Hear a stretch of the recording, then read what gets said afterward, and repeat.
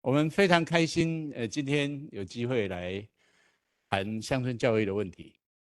台湾的小校，国中小加起来，530所左右，是一个非常大的数目。就整个我们的中小学的数字来说，但是小校的问题，除非它被废校了，然后当地人闹上新闻了，才开始被留意。那否则呢，不管在学界或者是在我们平常的公共决策里面，它的分量相对来说是比较轻的，甚至于不太需要重视。我自己多年注意小校的问题，常常感觉一种大家反正觉得这是无可挽回的事情，就好像要下坡就顺着坡下去走吧，但实际上不应该是这样啊！特别是在一个 AI 的时代，学习已经可以透过网络、透过 AI 的协助，让任何单一的一个孩子都不需要被放弃。那在这个努力的过程里面呢，我们看到国际上也有一些知名的学者对这件事情很在意。那特别开心是我们去年邀请了加拿大来的Corbett 教授，他去年年底来跟我们交流，谈小校的怎么样去振兴，有没有怎么样可能的角度。那他长期关心这个问题，乡村学校的问题。他自己也住在乡村，到现在退休了还是住在乡村。然后他长期在实际的教育现场里面有深度的参与，也是一个很有专注论述的一个学者，又有实务经验，又有专注的论述，然后又长期的居住在加拿大比较乡村的地方，所以他对这个问题有非常深刻的体会。小校到底应该怎么样处理？乡村教育应该怎么样做？我觉得能够找到他，实在是一件非常令人觉得开心、感动的事情。因为当这个世界好像，很多人都眼睁睁的看着小校，觉得说人少，那我有什么办法就关啊？这种倾向越变成是一种宿命的观点的时候，我们看到这样的朋友是特别的开心。那去年年底，我们邀Corbett 来，他对台湾印象还不错，特别喜欢台湾的茶叶，所以你看我现在准备了一点茶，让他尝一尝。那未来2天我还会买那个文山区最好的茶叶来欢迎我们的朋友。他很喜欢台湾，他的孙子也很喜欢，因为他的孙子很喜欢龙，今年又是龙年。去年年底来的时候，他还买了一个龙的这个灯笼回去，给他的孙子。听说他的孙子表示非常的满意。那今年我们多次的通信里面，有一次他提到说5月他要去中国兰州大学参加一个也是乡村教育相关的研讨会。那我想说，好不容易他都飞过这整个太平洋来到这边了，所以我就立即跟他讲说，有没有可能他来这边也谈一样的主题啊？他一下就答应我们，所以非常开心。我们在他到了兰州之后，可以顺便来我们这边。他说来这边有回家的感觉。非常开心的介绍。有的人可能去年年底没有遇到Corbett 教授啊，那他现在已经退休了啊，跟我一样，但是他显然比我轻松得多啊。他说他没有兼课，他拒绝兼课，他连研究室也不要啊。那我还担着这个2个大的专案，所以他在一个很轻松的状况底下，可以更深入的来跟我们谈他所看到的这些问题。今天要谈的问题是在乡村教育里面所碰到的一些 ironic， 还真不容易翻。我想大概就是一种反讽的现象。这个现象到底是怎么样？我们来听听他怎么说。我们热烈掌声欢迎我们的好朋友。Thank you very much, Professor Cheng. It's a great pleasure to be back here. I'm going to take these out because I can hear myself in my ear. And I'll put them back on later. Yeah, thank you very much. It's wonderful to be here and very fortuitous that I was able to make this part of the journey and have your kind invitation. So wonderful to be here. For those of you who weren't here when I was here the last time speaking, this university is part of the reason why I became an academic. My mentor in undergraduate, my bachelor's thesis advisor, was a student here. His name is Mervyn Chen, and he took this little rural boy that I was, because I came from the countryside and was very uncomfortable in the university when I first arrived, and he took care of me and got me through university and supervised my undergraduate thesis. And he's still alive. He's 93 years old and was a graduate of National Cheng Chi. He was amazed when he heard that I was invited here. What? And so very good to be here. This is why it sort of feels like home. I'm going to begin by addressing something huge.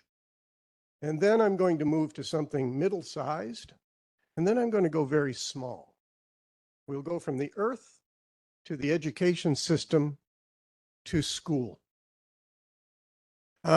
So we begin with some ironies. Oh, I think I can make this thing work.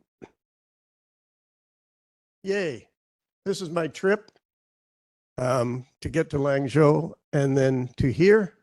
This is where I live, if you can see the picture. It's a coastal community in rural Atlantic Canada, right on the east coast in Nova Scotia. And this red circle is my house. Come and visit me. That's where I live. Now you know where I live, so you can tell.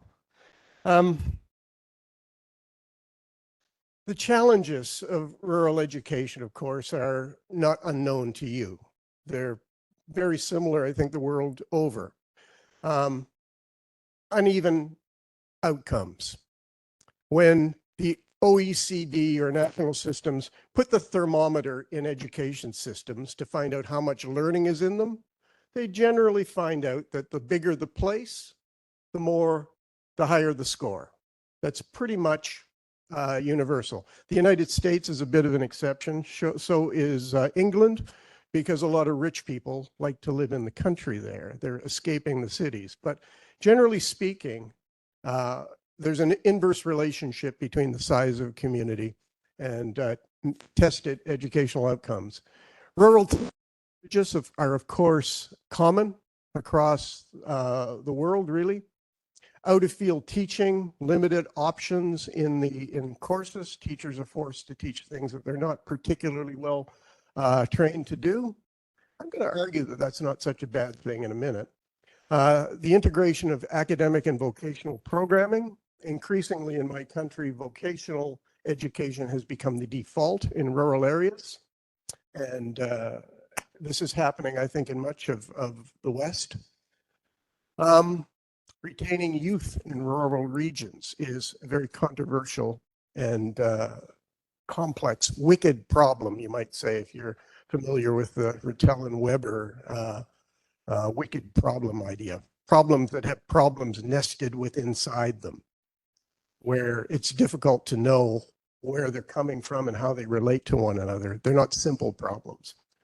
And of course, we in rural Canada have a weird problem. We have both labor shortages and high levels of unemployment. We can talk a bit about that. Of course, depopulation and school closures. So what does it mean to improve a rural school? I think there are two ways to think about it.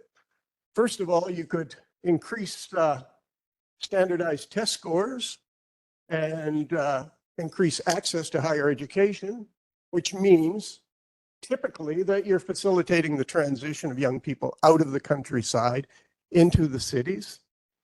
Or you could think about the improvement of rural schools as attempting to align curriculum, pedagogy with the way that people actually live in these communities and their cultures. And in China, I was quite interested to find out that there are experimental schools in Gansu province where these kinds of issues are being debated and discussed, even in a country like mainland China that has a very strong centralized system of governance. And the problem for me is, how do we combine these two things? How do we get beyond this binary of either creating pedagogies of mobile aspirations or pedagogies of belonging? Is there a way we can combine these things and create a third space in between this binary? So ironies, let's go big. What's an irony? A state of affairs or an event that seems deliberately contrary to what one expects. So in the case of rural schools, you would expect that a rural school would improve life in that community, would strengthen that community. But ironically, I found in my research that it doesn't actually work that way. That when rural schools are successful and when students are successful within those rural schools, very often human capital leaves the rural areas for the cities. The movement of people out of the countryside is facilitated, ironically, by schools. But there are other ironies. And I'd like to begin by proposing that there are two of these central ironies. And this is a picture, I think, that depicts irony very well. The poor guy has a flat tire and a truckload of tires. You know, one wouldn't expect that, but there he is.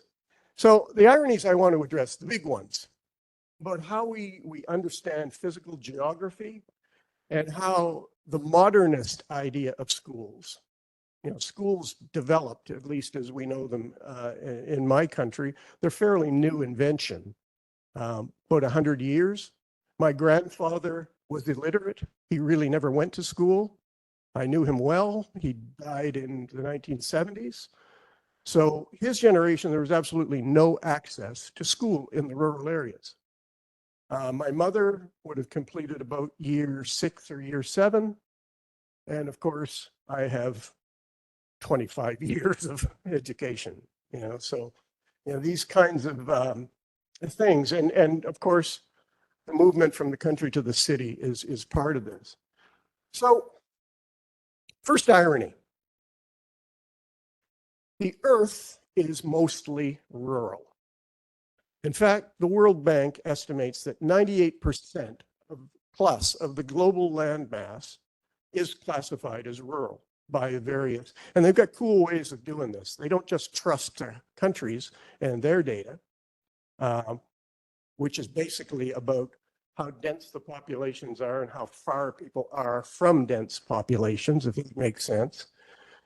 They do things like, take a look at you've probably seen images of the globe, the night globe, where the lights are on in some places. So if you look at Tokyo or Shanghai, they're like great big lit up spaces. And if you look at parts of northern Canada, there isn't a light anywhere to be seen.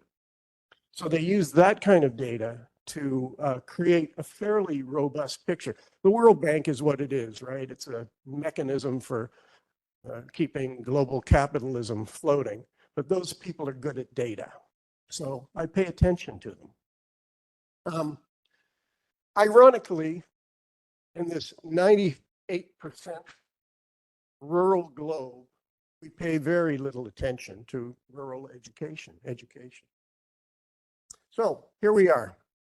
The story of modernity, a big picture story, is urbanization. And we see that urban areas across the earth. Can I make this thing work? Yeah, this bottom line here, you can see everybody's increasing. High income nations, US, China, low and middle income nations, third world poor nations. Everybody is growing their urban space. Okay?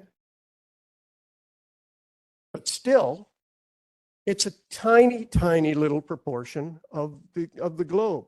Here we are globally, 98.4% of the earth is classified as rural, 1.6 urban. You look at Russia, it's 99.1, US 97.3. Canada, here's a weird one. If you can explain this, how can Canada have 104% rural land area? We've got more rural land area than we have total land area. Nobody in Gansu could suggest a reason for that. I offered a prize, but no one took it. So think about it. What's going on there? China, 92.9, and according to the stats I was able to get from the government of Taiwan, you're about 95% rural here, in a place where most people would think, you know, Taiwan is highly urbanized. So let's look at how the World Bank classifies rural territory, because there are essentially three categories that they use. Rural area can be agricultural, it can be forest area, or it can be remainder. I suspect that they don't actually talk about what remainder is. Remainder is everything that isn't agricultural and forest, I guess. And in my country, that means there's a lot of ice and snow in the north, a lot of tundra, where there's very little possibility of either forests or agricultural land. But you see here, countries like the United States and China have very large proportions of their land as devoted to agriculture. Taiwan, 21%, relatively high. They have places like Canada that have very little of their land area devoted to agriculture. Russia, similar.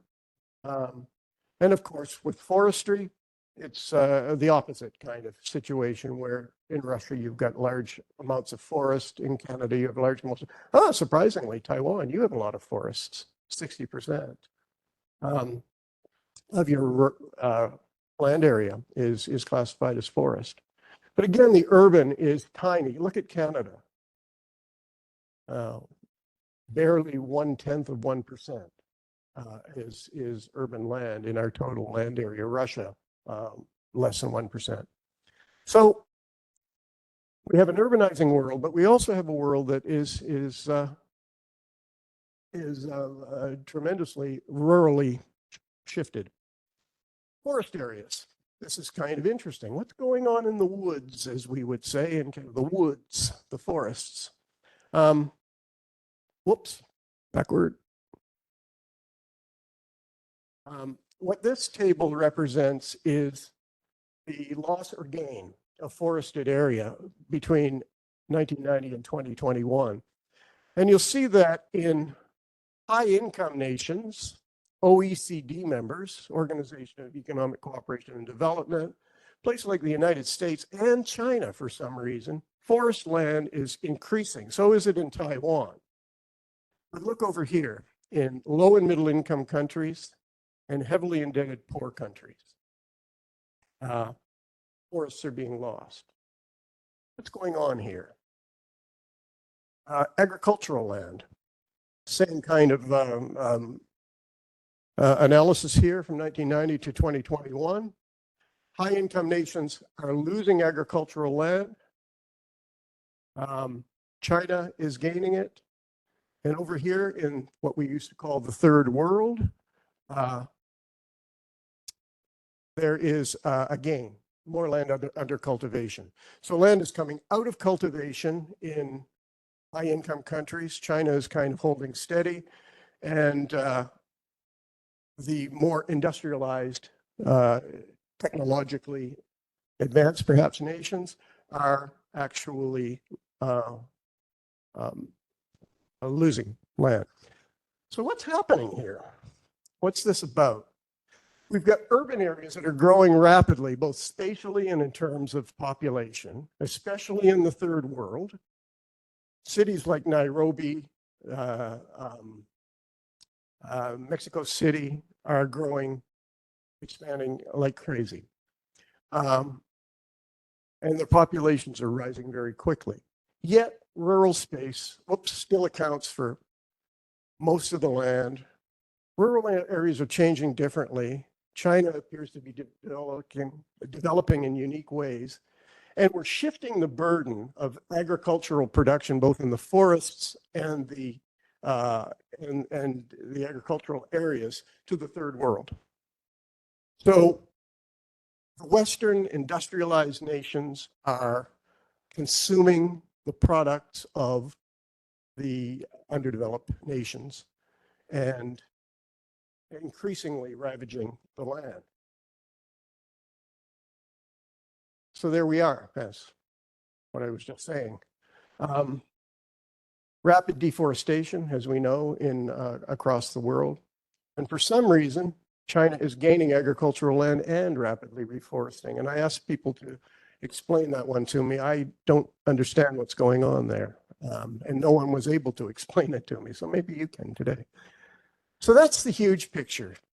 Analysis, ecological sustainability, if we actually care about these fancy words that we throw around, is fundamentally a rural issue.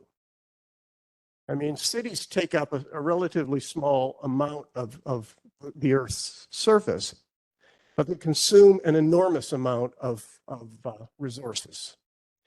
And unless we pay attention, I believe, to rural areas, we are going to continue to burrow down into a hole that we call the climate emergency or climate crisis or species depletion, any of the ways that this gets described, and further imperil the planet. So my argument is that we should be focusing on repopulating and developing rural areas sustainably. And education in these rural areas is central. If we're not paying attention to people that are here and education policy that actually takes seriously the need to have people in rural areas to take care of the land, to promote stewardship, and to attend to space and place, will continue to encounter trouble. So why does it matter? That's just pretty much what I said. I think we need to recenter the vast space outside of the city rather than draining it of people and draining it of resources, which has been the central idea of contemporary capitalism. So that's irony number one. That's the big one. Let's move down to a mid-sized one. Let's go to the school system.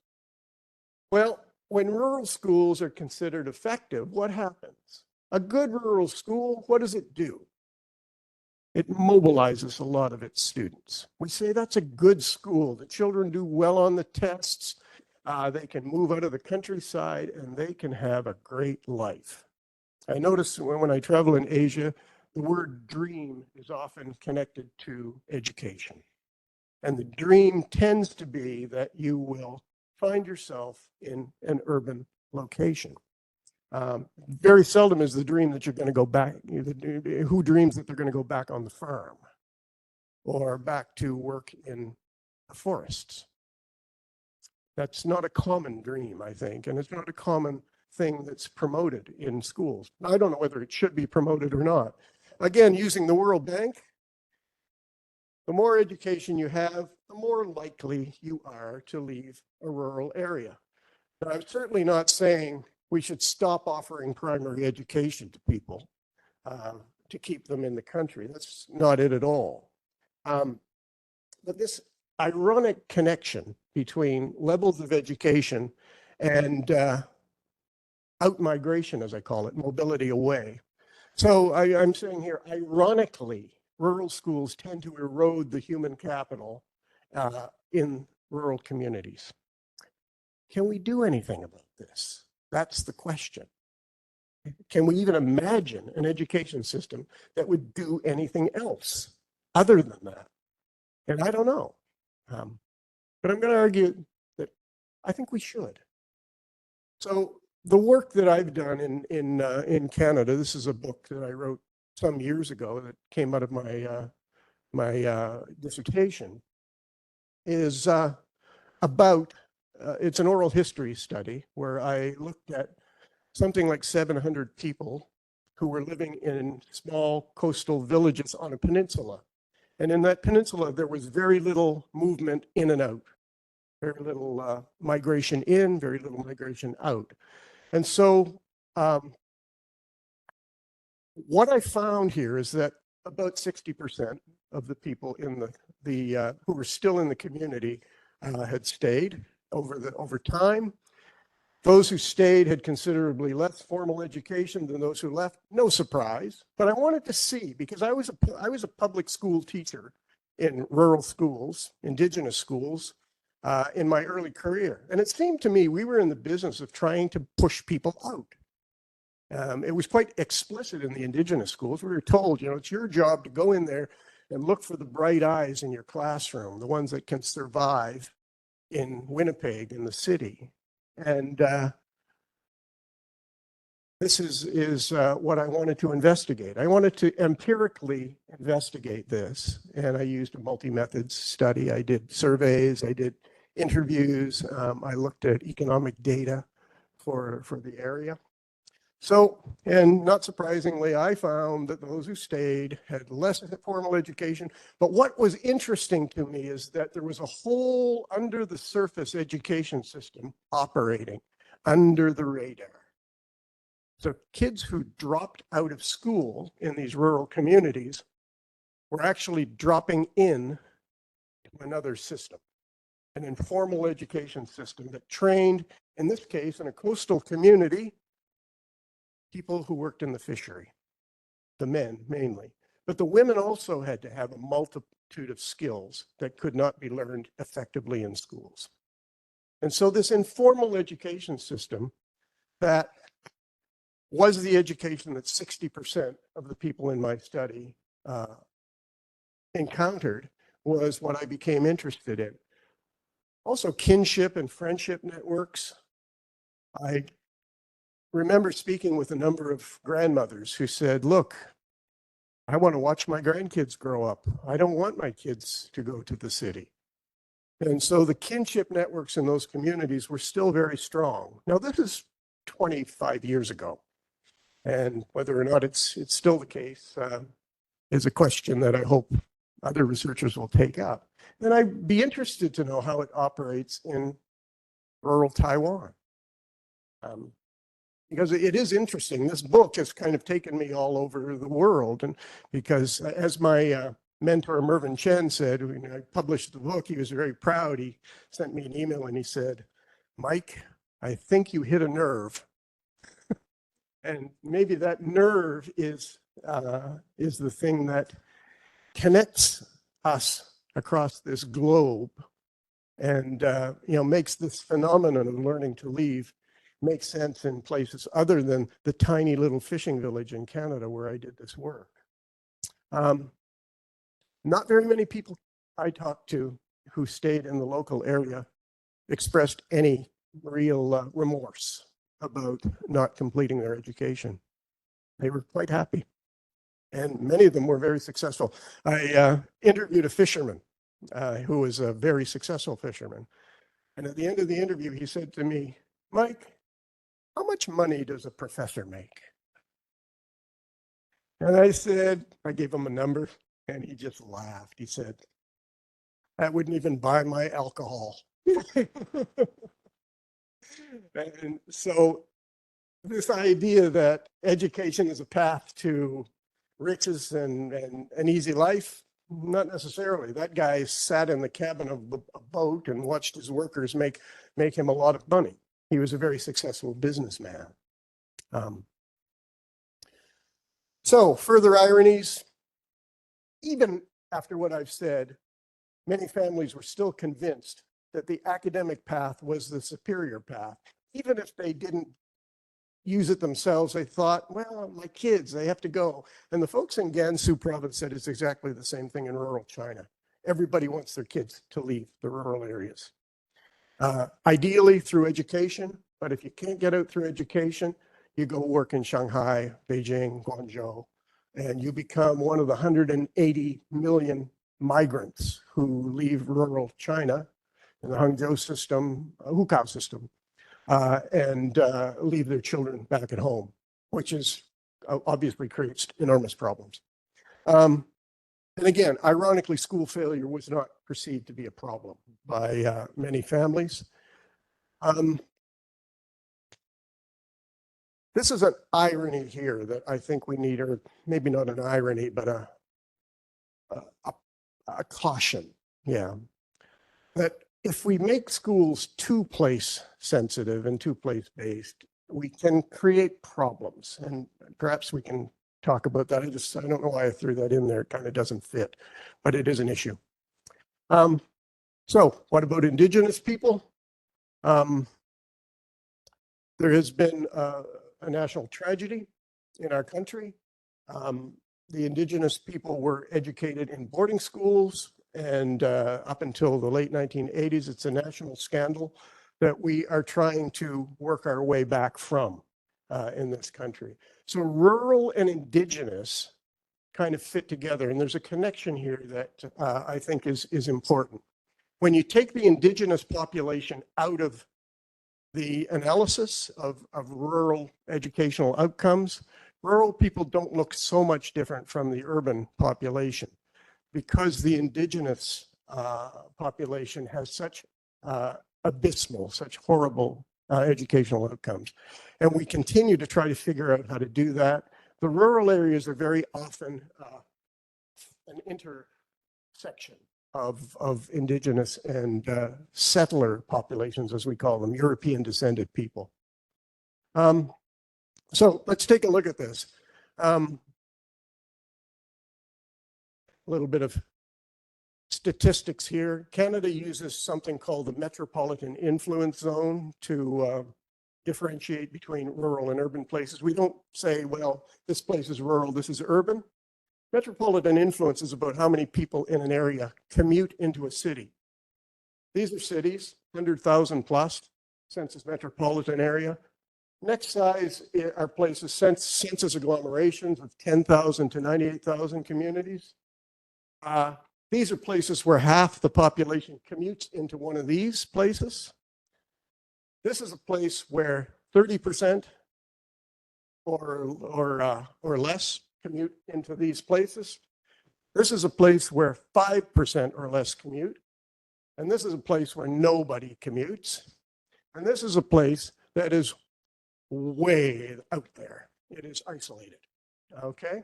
And if you take a look at what percentage of 20 to 22-year-olds in these different communities have high school diplomas, there it is. The bigger the community, with a little exception here in the strong metropolitan, these are commuter communities, basically. So they tend to be fairly middle class, people who don't want to live inside cities or towns, who drive to work. There you go. The further out you get, the fewer people have completed year 12. But if you take out the Aboriginal population and you look at the non-Aboriginal individuals between those ages, you can see I've added 2021 and 2016 here. It's getting better for everybody. There are fewer people in every category. And in fact, these very isolated places are really performing quite well. There's reasons that we can talk about. But, you know, fairly, that's not like the last graph at all. Small communities are similar or better than the large communities. Now let's take a look at the Aboriginal data. Getting better again from 2021 or 2001, where you had extremely high non-completion rates. But you get the same kind of curve and the numbers are at least double, in fact, triple.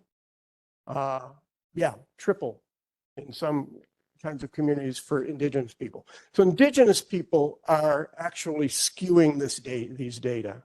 So rurality and indigeneity fit together, which is why I think it's important that when we look at rural areas, we look at intersections of ethnicity, racialization, social class, because these are the things that actually tell us what's going on in these places, rather than that strict rural-urban binary.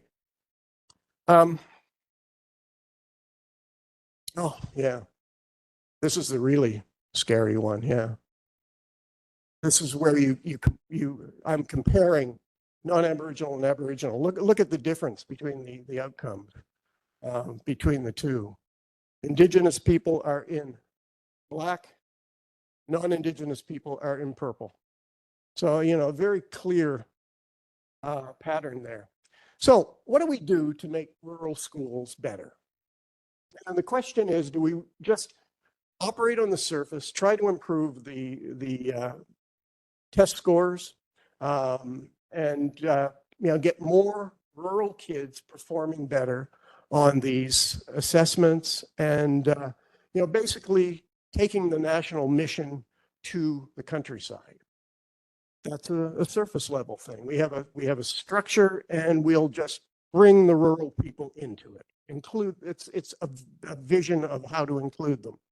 Or should the structure itself be changed to make education more relevant to rural sustainability and to rural cultures and rural lifeways? That's the question. Okay, so that's kind of the mid-sized picture. We go from the globe to schooling in one little country of 40 million people called Canada. So I think we need new theory. Like, we know what to do. We know what to do. John Dewey was writing in the 1890s about how education needs to be connected to the lives of people. If you want to educate a child properly, you need to pay attention to who that kid is, what their experience is, which obviously assumes where they live. They experience life somewhere, and those somewheres are rural schools. So, the beginning of the 20th century, this is a school that was built very close to where I live. It's called the McDonald Consolidated School. One of the cigarette guys, moguls from the early 20th century, decided to build these schools. So they amalgamated just after the First World War. They brought these kids in on sleighs and horse-drawn buggies out of the countryside to this big consolidated school, and they built school gardens, and they were going to promote scientific agriculture with the children, who would then bring the science back to their parents. It was all very place-based. It was an attempt to keep agricultural production vibrant, and it lasted about 10 years. And as so often happens with these progressive experiments, we're back to children sitting in rows and reciting their multiplication tables. So we actually have theory that works. It's pragmatism. This has been around for a long time. Of course, it needs to be updated. And there it is. Dewey actually traveled in China for a couple of years and did, I think, some interesting work. And his whole argument is that everything begins with do. His Chinese character apparently was do think. He overturned the traditional notion that first you learn something in your head and then you're able to go do it. He said, oh, that's backward. First you do something and then you go reflect on it. You think about it. That's, in a nutshell, what he was on about. The other kind of established traditions in Western education is the critical tradition. And this is everything from Marxist-influenced work to work from African-American scholars like these two characters. And the problem here is, what do we do to achieve, what's the best way to achieve equality? These two had a discussion, a debate. This is W.E.B. Du Bois, who believed that the best way to improve the situation of African Americans was to give them a high-quality academic education. And you start with what he called the talented 10th. 10% of the population, the smart ones. And you focus on them. And they will have children, and education will spread through the society that way. The African-American population coming out of slavery at the end of the 19th century required that kind of education. Booker T. Washington over here disagreed. He said the way to develop African-American people post-slavery was to focus on what people could do well. And the tension I'm talking about between working with your hands, paying attention to place and local culture was back here in this debate too at the beginning of the 20th century. Booker T. Washington established vocational training operations because he believed that African Americans, through the experience of slavery, would really prosper if they developed vocational and technical skills, not academic.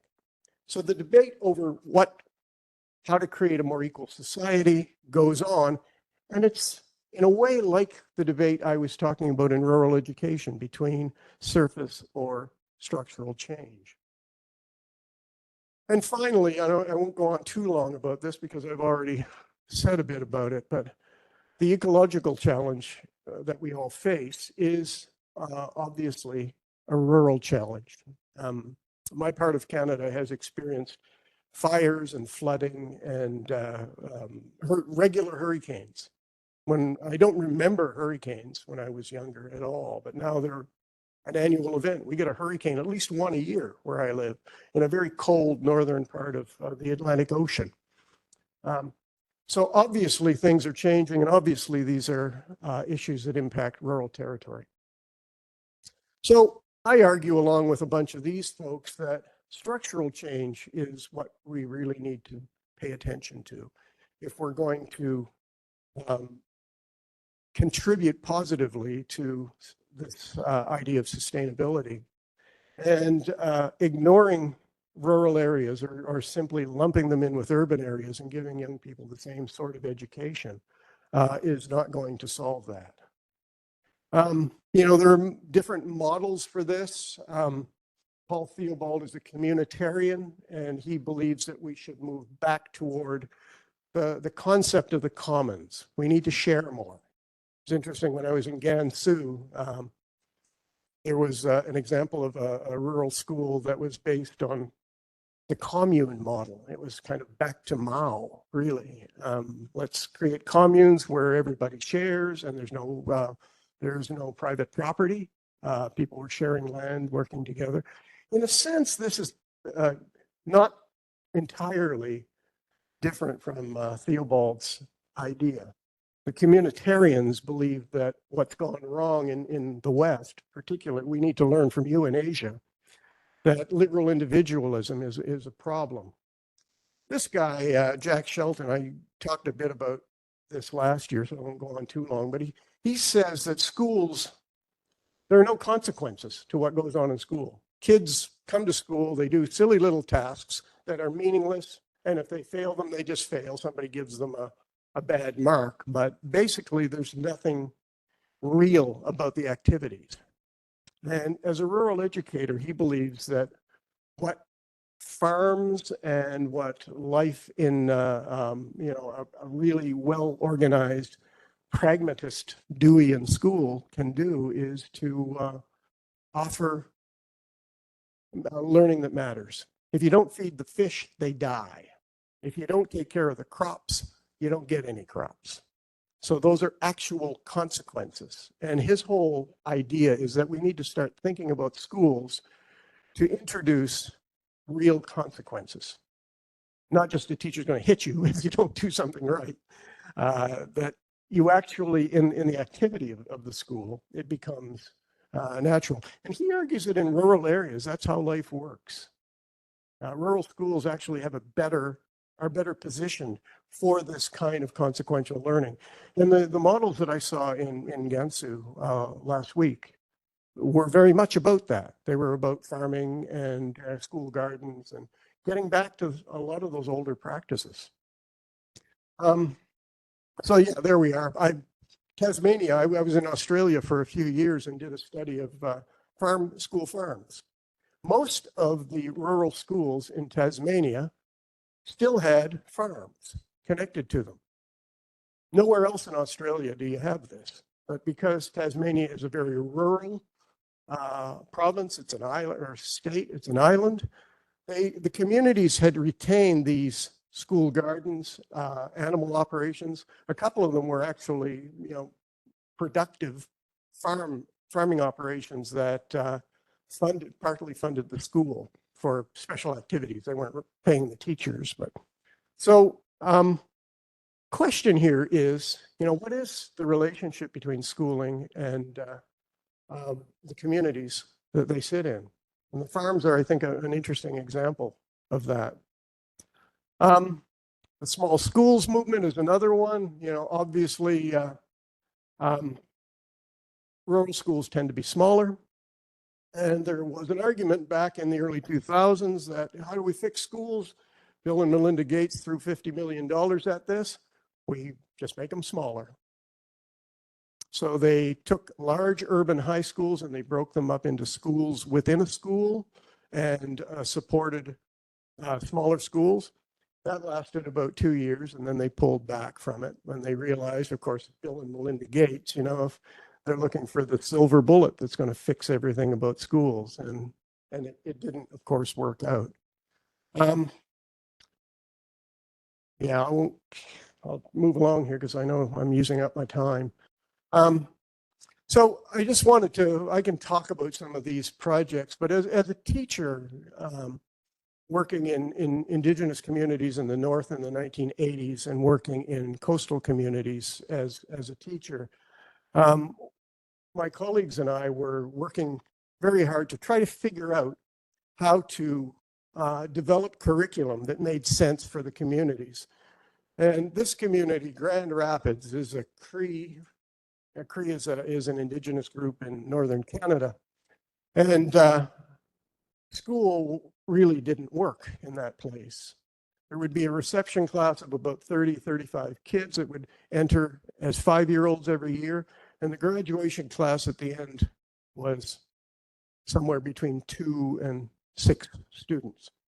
So school was obviously not working. And we began to think about what could we do to make school fit better with life in the community and improve the graduation rate and make school more relevant for more children. And then this guy here, unfortunately, he has Alzheimer's. He and I took students into the bush, and we built cabins for fur trappers, indigenous people who worked on trap lines. So we taught young guys how to use chainsaws and build structures, and so that was something. Photo voice is another thing we did with young people, or I did.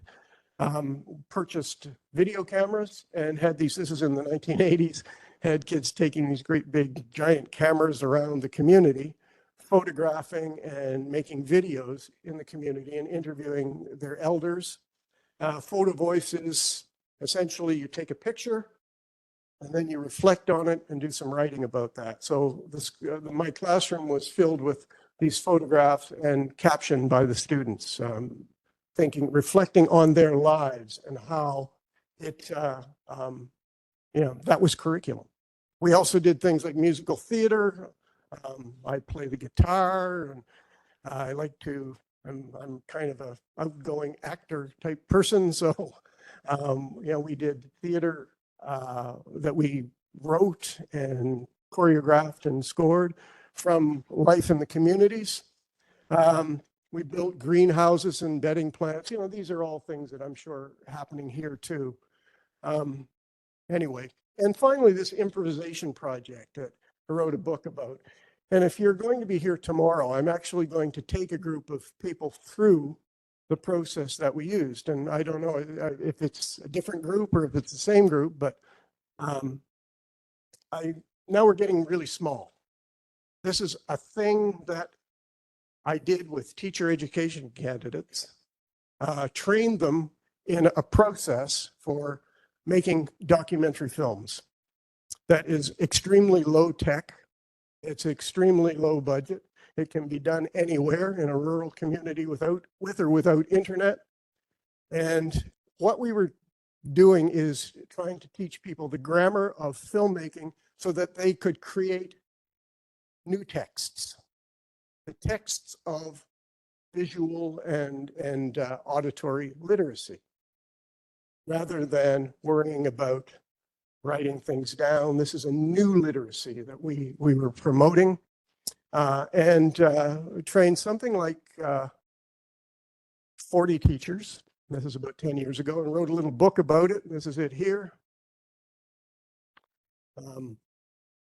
That came out in 2016. And what was that about? Well, we worked with pre-service teachers. Most of the courses that I taught to pre-service teachers were here in the university. And this course was not in the university. We took it out into the schools. So we did some training in the schools, but half of the time we were out in the schools working with teachers and children. And so we planned curriculum back in the university. And then my pre-service teachers went out and worked with small groups of kids making films. They made something like 130 or 40 films in 2 years with these children. And then, of course, we came back to reflect and rework. And so the course was a kind of Deweyan experiment where we go out and do something, come back, reflect on it, try to do it better the next time. And the whole process is really, I mean, how do you learn to do anything? You practice. You practice. So we gave the students some basic skills in how to frame a shot, how to light a shot, how to improvise in front of a camera, and away they went. The more you practice, the better it gets. So I hope some of you will come in tomorrow to play with me, and we will play with this. So the last slide, I want to suggest a model for rural teacher education here that has a number of elements to it. First of all, what kind of teachers do we need in rural schools? I don't think we want specialists. I think we need people who can do multiple things. And I was a rural school principal for a while.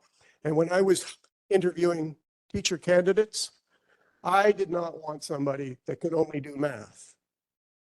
We didn't have very many teachers. I wanted somebody that could do music, art, and language stuff, and then somebody over here on the other side that can do science, math, and has an interest in gardening. So generalists. And I think we train specialists in teacher education in my country, and I think in rural teacher education, that's not a good idea. I think we need a different kind of teacher to be effective in rural areas. Secondly, and this is where the improvising the curriculum, filmmaking comes in, technological proficiency. This isn't even about AI. It's just, well, yes, it is. We need teachers who can use the established and emerging technology. I'm not going to be using any AI tomorrow with you. It's very simple. Tools everybody understands, the cell phone. But I think we need rural teachers who can think creatively and thoughtfully about how to use existing and emerging technologies. These technologies can shrink distance. They can provide access and opportunities if we get together and think about how to do that. And I think a rural education teaching program should have that as an important component. And thirdly, I think we need teachers who have strong sense of cultural and social awareness. And what I mean by culture here is not English, French, Chinese. I'm talking about culture as the lived experience of people in a place, wherever that is, whatever that is. It's also gender. It's also social class. As far as I'm concerned, culture and the social. It's also the ecological, because we humans inhabit the world with other animals and water and dirt. And if we don't learn to take care of ourselves and the more than human world, I think we're in trouble. And I think rural areas are a perfect place where that kind of work can happen. And I call this the improvised curriculum. So hope you'll join me tomorrow, and I will be quiet now. I've gone on too long. Thank you.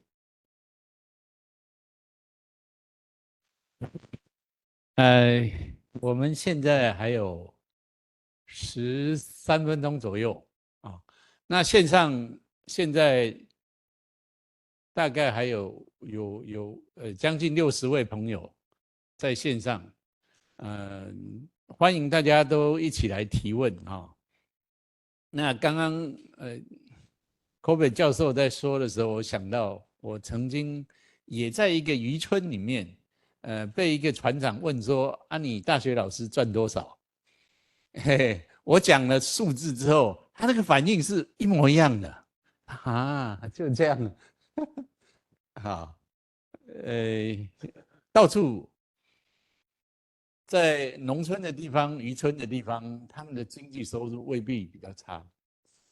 我们看到的世界也许未必是真实的世界，所以也许大家。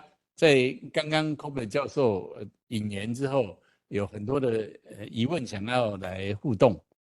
那各位前面呢，座位的前面都有一个麦克风，你只要按下去，红色的亮起来，就可以发言。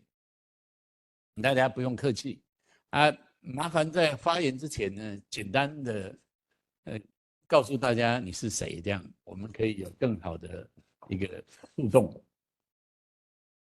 来，哪一位要先？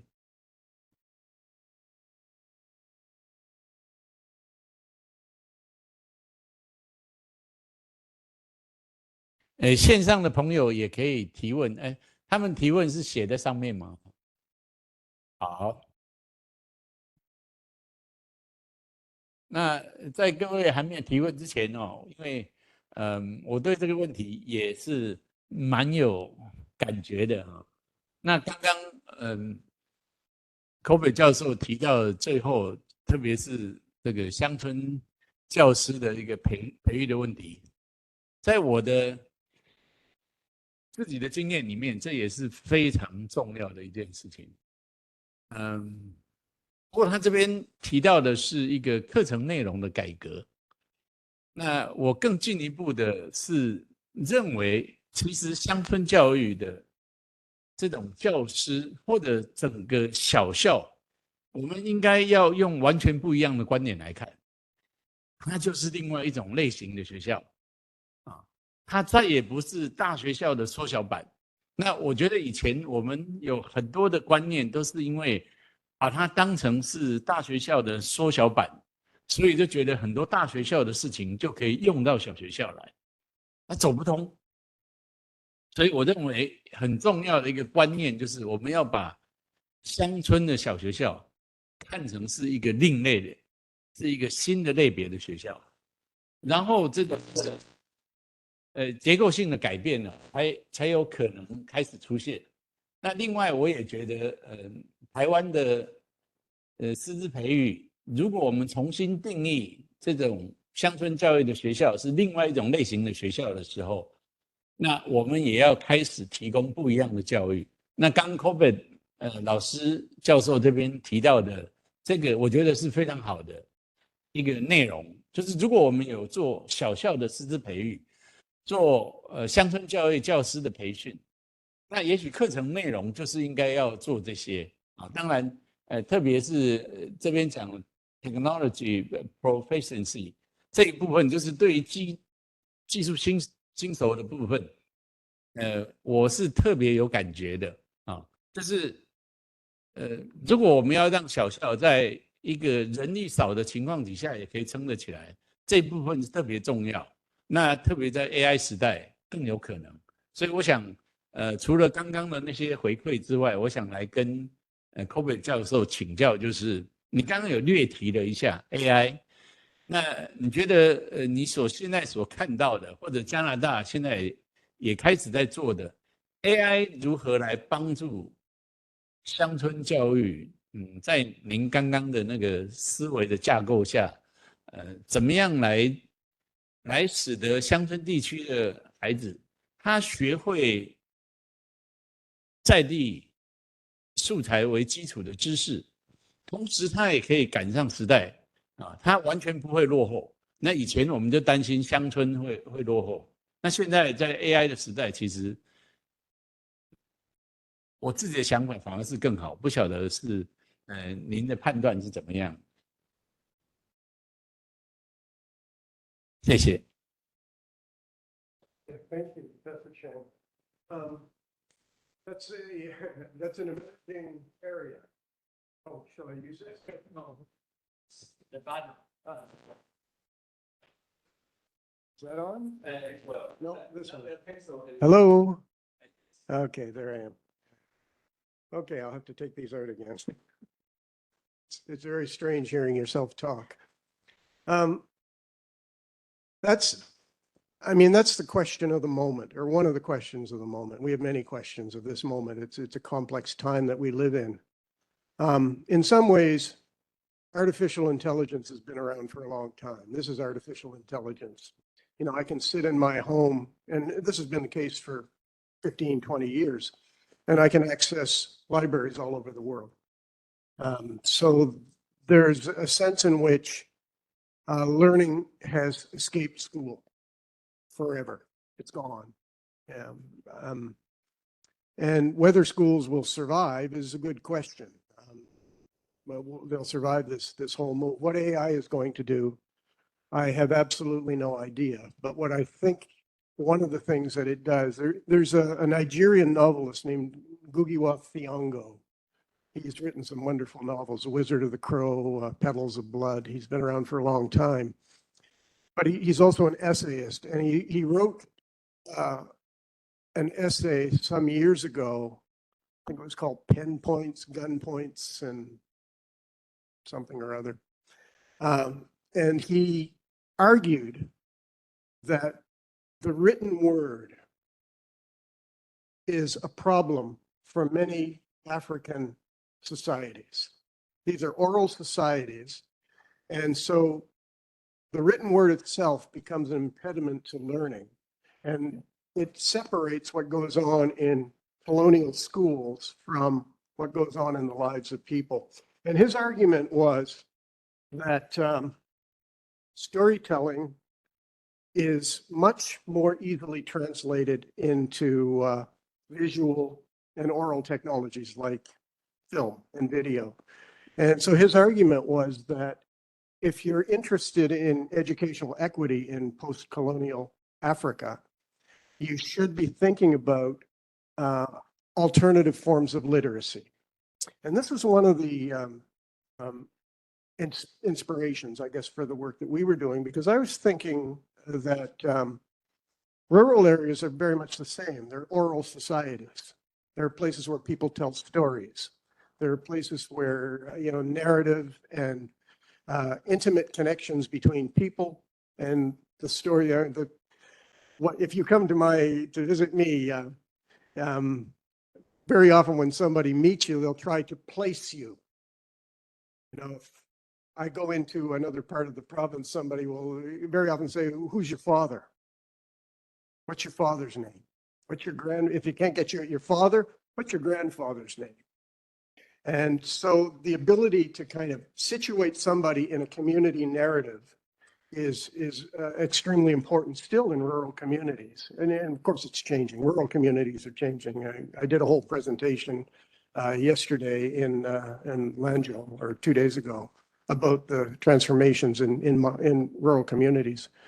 But, I think what artificial intelligence will do to increase and intensify the ability of people living in rural areas to get away from the traditions of school and, you know, the written word, the tyranny of the written word. Younger talks about, you know, Plato, it's all about, you know, essences and perfection, and as opposed to stories that people tell. So I think artificial intelligence is going to be a way that those stories can be told much more richly. My wife is a literacy coordinator in a school system, and she believes that within 20 years, children won't be writing anything anymore. It'll all be speech to text. It'll all be artificial intelligence. The need for written expression will simply evaporate. And that could well be what happens. And if that does happen, how might that transform education? Of course, if you believe, you know, people like Pierre Bourdieu, the sociologist who, in the Marxist tradition, they'll say the middle classes will figure out a way to subvert anything. They'll figure out a way to take artificial intelligence and use it against poor folks and keep the schools or whatever develops out of schools in 20, 30, 40 years to reinforce their own privilege. But who knows? I don't know if that's much of an answer, but it's best I can do.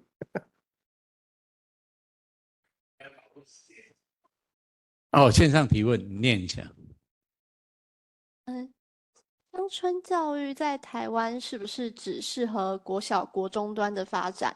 在国外是怎么做到的？可能发展到高中端吗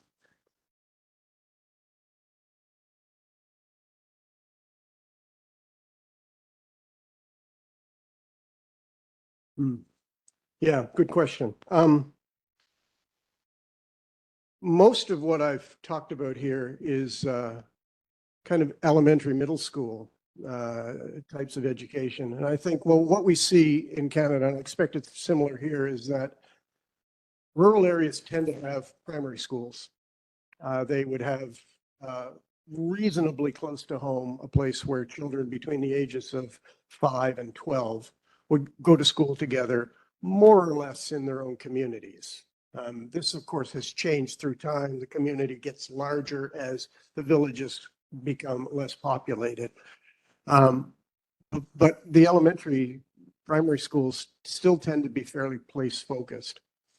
And I think it's probably, in a way, easier to do place-based education, at least in my context, because the curricula for primary education are much less rigid. They have more space in them. The expectations allow for a lot more interpretation of curriculum. I guess as a teacher educator at all levels, I always taught my students, you know, curriculum is an invitation. It's not a script. It's an invitation to do something. And the closer you are to home, I think, and the lower the level of education, probably the easier it is to, yeah, I mean, you can contest me on this. I don't know if I'm right about this, but it's just what I'm thinking. As you move up to higher and higher levels, and maybe this is part of the problem. I mean, if it's all about getting to university, what's the university curriculum like? It's what we're doing right now. It's some guy at the front of the room going blah, blah, blah. And some people out in they're trying to capture enough of that to pass the exams. So if that's the gold standard for education and learning, what do we expect to be happening in the school system? The high school becomes a preparation for the university. The junior middle school becomes a preparation for high school. And increasingly, I think in some jurisdictions, the elementary school becomes a preparation for that as well. Yung Kang and I were talking on my drive over here about private schools and so forth in Canada. And middle class and upper middle class parents tend to be very concerned about getting their children through the hoops and into university. So they spend huge amounts of money on private elite schools to get their kids into the best universities. It's a marriage market. It's a way to kind of consolidate family wealth. You make sure your kid is going to marry another one like them. And I think it becomes very strange and problematic. So in the rural communities, I think it can be quite different because I've argued in a couple of my papers that rural places are actually the last bastions, the last examples of really inclusive communities. Because in a small space, you have the people who run the fish plant, you have the people who run the fishing boats, you have the people who labor on those fishing boats, you have the people who work in the grocery store, all sending their kids to the same schools. And when I look at what's going on in the cities, the real estate market itself is an exclusive mechanism. So you all live here, all the rich people live over here, the school is there, so that's a school full of rich kids. The middle-class kids live in these neighborhoods, that's a school full of middle-class kids. And the relatively impoverished people live in their section of the city. So I think urban schools tend to be much more exclusive, much more social class based than the rural schools. So I have argued that, you know, rural education, we have great potential here to create models that maybe urban schools could learn from. You know, it was back to the old neighborhood school. Yeah, I could go on more about this, but maybe I'll just leave it there. 那我们现在就开始有90分钟的讨论的时间。我们今天有3位讨论人哦。那刚刚我们的 Corbett 教授已经一开始做了40-50分钟的演讲，谈他从一个全球城乡的分配，然后到比较小的，到最后一个学校的课程，来谈他所看到的乡村教育的反讽现象。那我们另外加了2位台湾在地的朋友，长期耕耘乡村教育的专家来加入这一场座谈啊。那我先跟各位介绍他们2位。那右手边这位女士是杨筱薇啊，筱薇的兴趣很广，她到的地方就有欢乐，充满了活力。不但有欢笑，而且一定有得好吃的东西。我们这几年跟他合作做实验教育工作者培训呢，他到的地方总是让人家觉得非常的开心，充满了希望。那他现在具体给予希望的地方，在东北角，组织了一个机构叫做 iPower 的学校。这个学校的名字，等一下你自己再介绍。他实际做了非常多在地教育，陪伴相对来说，经济啊、社会条件相对来说比较没那么好的家庭的孩子，去协助他们。那今年他还协助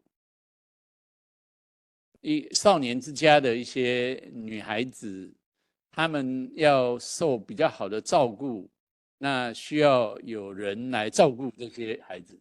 那他还陪伴这些照顾者，邀请他们参加我们实验教育工作者的培训啊。所以筱薇老师做的事情很多，他等一下会有第一手的经验跟大家分享。那再下来一位是杨智颖教授，屏东教育大学杨院长，他也是长期，他们学校也是在比较相对来说乡村的地方，他自己也带了不同的团队，在不同的地方做乡村学校的转型跟乡村的地区的一个协助。那他有很好的第一手的经验，还有很好的学术研究。那他们2位刚好都姓杨，所以就是我们今天请了2位杨家将，一起来跟大家分享台湾现场的议题。那90分钟的时间，我有一个建议因为 Corbett 教授在他最后的 PPT 里面，各位如果看手册的第21页里面，他提了一个问题，我想是不是请2位呢，先从这个议题来谈起。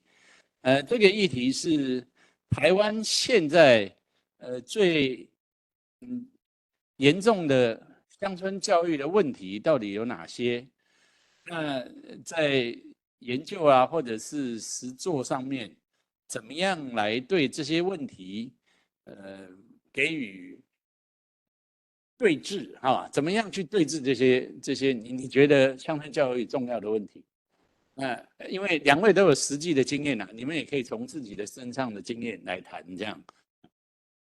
那个主持人郑老师哈 ，Professor Corbett 哈，以及杨老师哈，我来自屏东大学哈。那我其实担任语坛人，我对最后一个问题其实我很有感啊哈。那我自己哈，那我先应该比较能领土地哈。那接下来就是我个人的整个偏乡教育的，我跟 Professor Corbett 是一样，下一页哈，其实是长期跟郑老师所讲的，其实一直是好，下一页是不是好？我担任的计划其实蛮多的哈，但这里面其实从过去到现在有不同的感受啊。那最早因为我当师培中心主任，其实有5年多，那部里面大概都是做这一块，都是暑假的客服了哈，我也针对他们需求去做客服。那接下来荣正哈那边有一个校长出任陪伴计划，我也过去了哈，去做一些到偏乡学校出任校长，去了解他们的需求。那最近那个教育部他觉得说大学生也要有社会责任，那所以我们就针对偏乡的学校有一些合作了哈。那我们屏东大学是师资培育单位，就我们那时候一个计划叫助学先驱，我也去帮我们做一些，我们学校目前也有偏乡教育学问学程，好，那这个是台湾高等教育啦哈，高教 USR University Social Responsibility。那今年的师师看到 US 高教师有 USR， 他也学了哈，师培 USR 今年是元年，但是呢，我发现到他其实他的概念其实还是不是很清楚的哈，所以我今年哈，我有做一个全国的宣讲哈，我如果有一个宣讲海报，我再传给郑老师或是团队哈，我们会有全国宣讲，把这个师培 USR 到底是什么东西，把它讲清楚哈。我觉得概念不清楚，其实后面的实践就会有偏差。那我会先回答最后一个问题啊哈，我会ironically 哈，这个其实跟加拿大有些类似，也有些不同。我看到一所学校呢。他是原住民学校，是3个人的哈。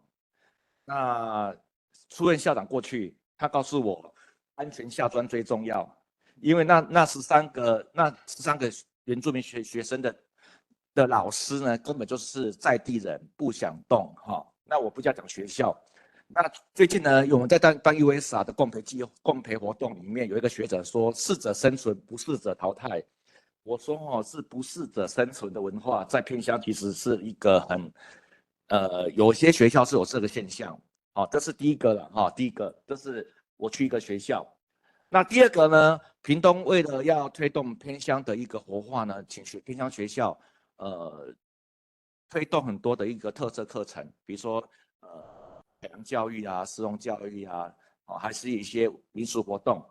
那家长有一次我去问家长告诉我说，他还是希望孩子到一些大学校，学历重要，到底学历还是特色重要？在这里面第二个 irony 就是温水会不会有温水煮青蛙的现象？其实我每次去做一些校定课程，其实我自己在不同利益，我们讲不同利益关系人的需求都不太一样，这个我也发现到这里面第二个台湾的一个 irony 哈。那第三个。我们在做很多偏乡的时候，都会提到需求，调查需求。那到底是谁的需求？家长的需求，就回到刚才，家长的需求跟老师的需求，跟大学老师的需求，可能就不太一样哈。那我们到底要帮助偏乡的需求，到底是要老师个人呢？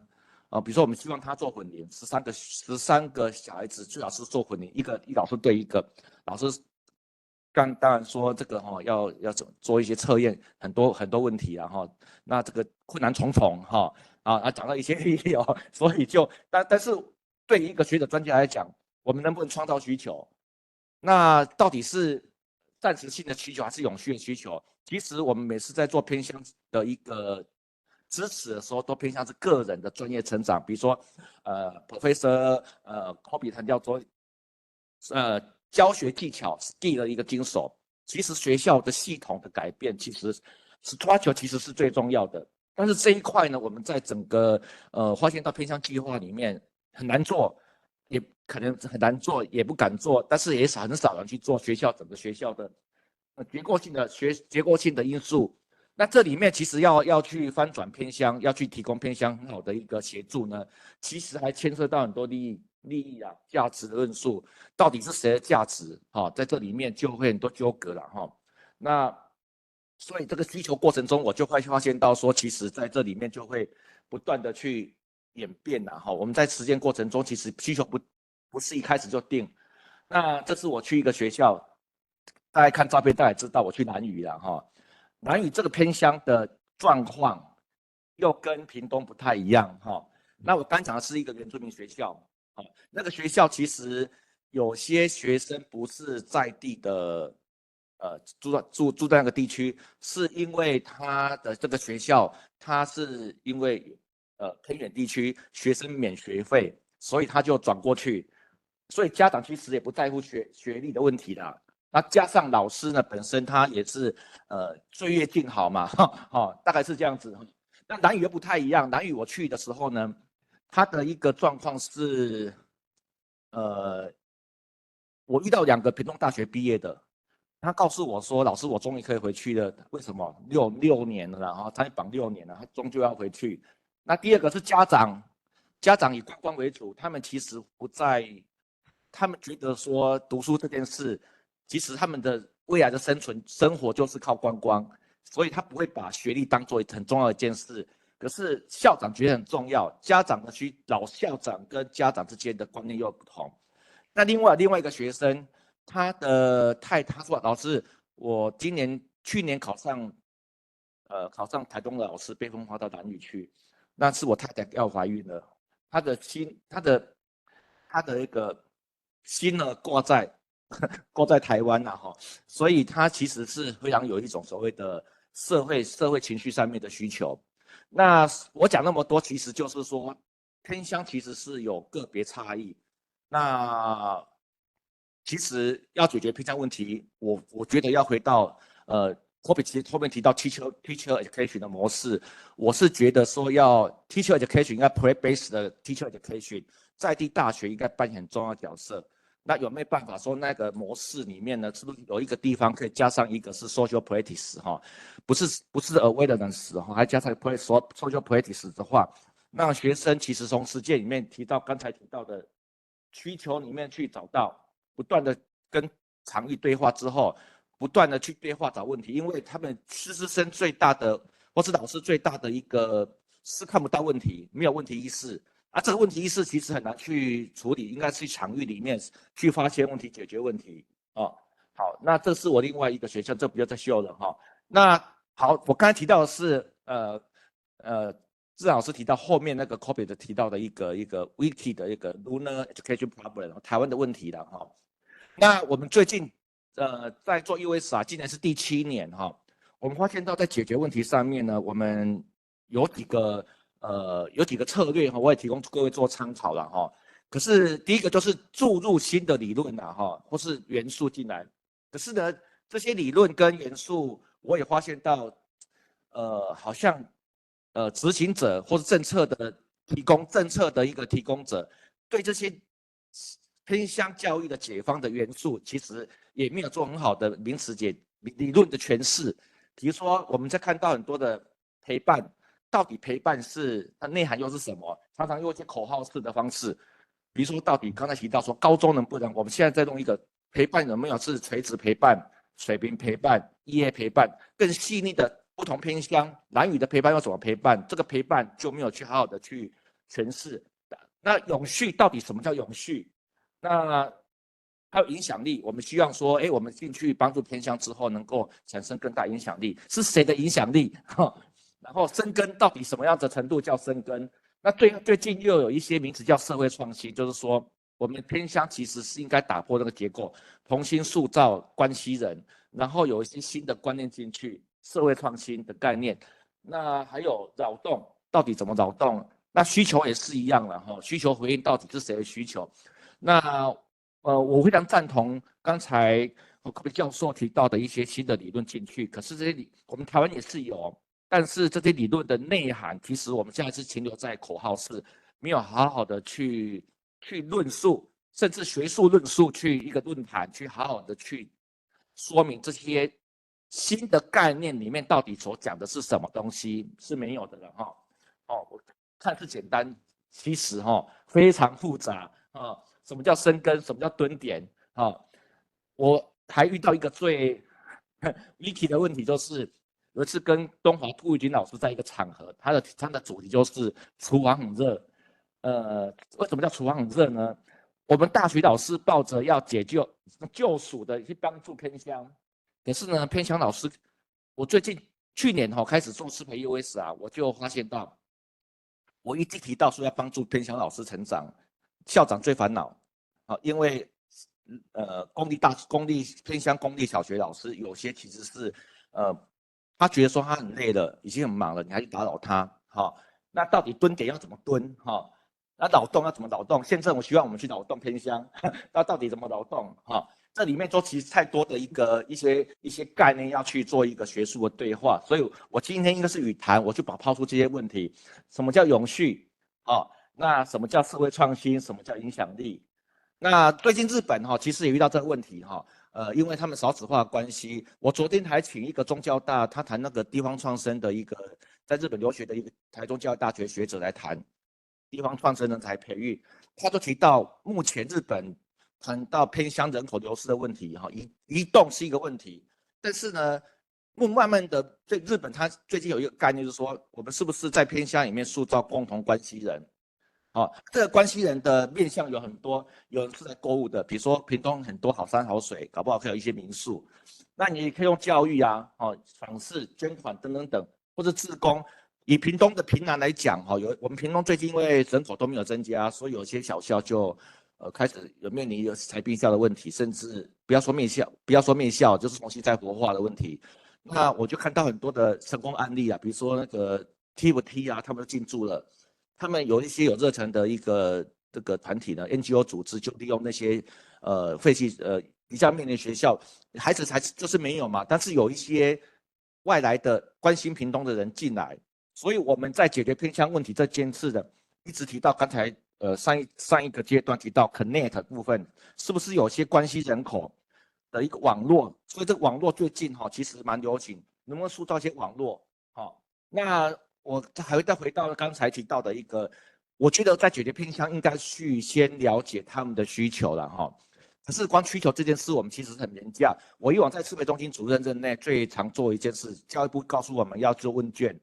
然后调查他们需求是什么，老师常常说班级经营教材发展，我们就去做演讲。其实这个是没办法永续。那我觉得最核心应该是说，我们应该大学老师可以看到一些，甚至有些地方的我要分享就是刚才最近有一个教育部他们今年才提一个要各县市提整合型计划，这个整合型计划就是希望偏乡有一个区域联盟的概念。那明天我会跟屏东县政府，他们也不知道怎么做来谈这件事啊，就是说，这个区域网络了的概念要形成那然后有一个是在日本，就是一个 coordinator， 就是政府、大学跟比如说 NGO 组织有一个关键的 coordinator， 我们可以有一个平台固定的，每一个月都可以开会。应该有一个类似这样的一个组织去处理这件偏乡的问题，而且是以区域为单位，这样才能够长期去永续。那因为我最近会比较关心的是制度的建立啦，比你一次性的 paperwork 或是KPI 还重要。好，那回到前面就是需求评估这个部分，其实我觉得第一步真的很重要，很多的偏乡的问题，光偏乡到底需要什么，我们都没有去好好去思考这个问题了哈。那你要解决这个问题，背后的核心价值是什么？你的价值不同，你看到的问题就不一样哦。比如说我刚才提到，我看到是结构性问题，有人关心老师的生活，比如说老师的住宿、学生的一些生活起居，可是我们更看到的是结构性问题。那议题有没有更重要的全世界重要的议题倡议可以加进来？有没有说你投入之后有没有永续发展的影响力？哦，那这里面就会提到的说，到底是我们应该大学要由上而下，还是小学要由下而上？那县市政府到底要扮演什么角色？那要不要有一些学术理论的看见？哦，还有一些是有没有全球的议题加上地区的关怀？哈，那第二个刚才提到都比较偏向是理论层次啊哈。那接下来我觉得说未来更重要的是陪伴这个网络建制很重要。目前已经有相关理论了，但是在偏乡这个部分，我觉得还是多数停留在学术论述了哈。如果未来有多一点研究或者是实务操作，建立这个网络运作，比如说另外一个杨家将，你们这个组织如果可以跟大学，我们有一个共同关系 network， 那就可以有一些对话，可以共同大家各司其职。那这个网络运作其实是要不断串联，不断动态串联哦。那我刚才提到教育部国教署已经看到这个部分了。那去年我在郑老师的场合里面也分析到大媒，每一个计划 NGO 组织他们的区域网络的连接都不太一样。大媒他是一个以前是道和实验小学的校长退休了哈，他的理念是学校不是真空的嘛，他希望说偏乡学校要跟社区多连结，所以他是以文化为本来做一些以地方当做学习的场域。他北部有一些学校偏乡小校，南投有一些，嘉义有一些，那这些他称为叫小系统。那小系统里面它有一个中系统，它定期会不同系统之间会有对话。那这是他的操作了哈，我提供给各位做参考。那网络怎么去处理？另外一个东华大学哈，我刚才跟一位很优秀的未来要进大学的高中生也提到说，偏乡的问题不是只有教育可以解决，偏乡是要跨领域的，教育没办法解决所有偏乡问题，特别是产业的部分。所以东华的大学其实就有一些合作经济、乡村教育、绿色生态永续，他们在学校里面分三个群组，在这里面就有一些，下面就有一些社群，所以这个工作圈很重要。一个是成立工作圈之后，会不断的横向的对话。然后以乡村教育为例，顾宇基老师就在那个花莲有一个叫五味屋，可是他们在大学里面就有一个社会实践的工作的一个中心去对接，这是东华大学的 network 一个案例。那屏东大学的部分，我昨天呢在分享的时候呢，我没有他 PPT 了哈，我就稍微简单一下。屏东真的很狭长啊！我今天从台走也高雄到台北2小时，但是呢，我们学校在屏东大学在屏北到垦丁要2个多小时，因为我不敢太快，因为超速才超很多。那他刚好是在这个地方啊。那我觉得解决偏乡问题最大的要挑战就是距离啦。我刚才说2小时，屏东大学如果我们要到偏乡去做一些访视或者是一些协助，其实光时间上面就是一个问题。所以在屏南部分，我稍去认识他们之后，希望有机会可以 NGO 组织跟他们目前是利用一个温泉国小的一个飞行学校，然后有多一个空间，他们就寄住在那里面那我觉得这边有个基地，我觉得蛮不错的啦好，那这是我上个月去拜访他们的照片他们其实各位应该听过 TFT 吧他们就是 TFT 的组织那好我先就抛砖引玉啦先提出一个是我个人经验，然后第二个是我看到的一些努力的一个台湾的一些实践的一个做法。那所以归纳4点，就是说要注入新的理论。第二个，我觉得说协作模式很重要应该创造各不同地区有不同的协作模式。好，那这个应该是要遍地开花。那接下来是协力网络的建立也是很重要。那个网络目前署里面真正有一些经费要拨下来，我经费蛮多的哈。各位如果有关心这一块的，可以到各县市去。我想说，应该是今年提出来之后，应该明年就可以上路了哈。那累积更多的关心人啊，关系人就是那关系人口很重要。好，那我简单的抛砖引玉，就简单这些几点，然后提供各位做参考，谢谢。好，谢谢杨教授。那接下来我们请小薇老师，你回应之后，我们再来请 Corbett 教授做回应。Okay, so I have been asked to make the choice before these presentation whether or not I'm going to present in English or Chinese. It's either or. So English is my the language I've chosen. So bear with me. I have, first of all, I have to apologize. I did not get the memo that I need to prepare PowerPoint. So sorry about that. No, sorry. And secondly, to respond to the introduction, Professor Chen has put me on the spot to explain what iPower means. So maybe I could elaborate more on the iPower. iPower, all these letters are acronyms. So you can make up the words as you go along. So I could be individual, P could be people, you know, O could be organized, IPO, W, work, okay? E could be empowerment, R could be rights. You can make up your own iPower.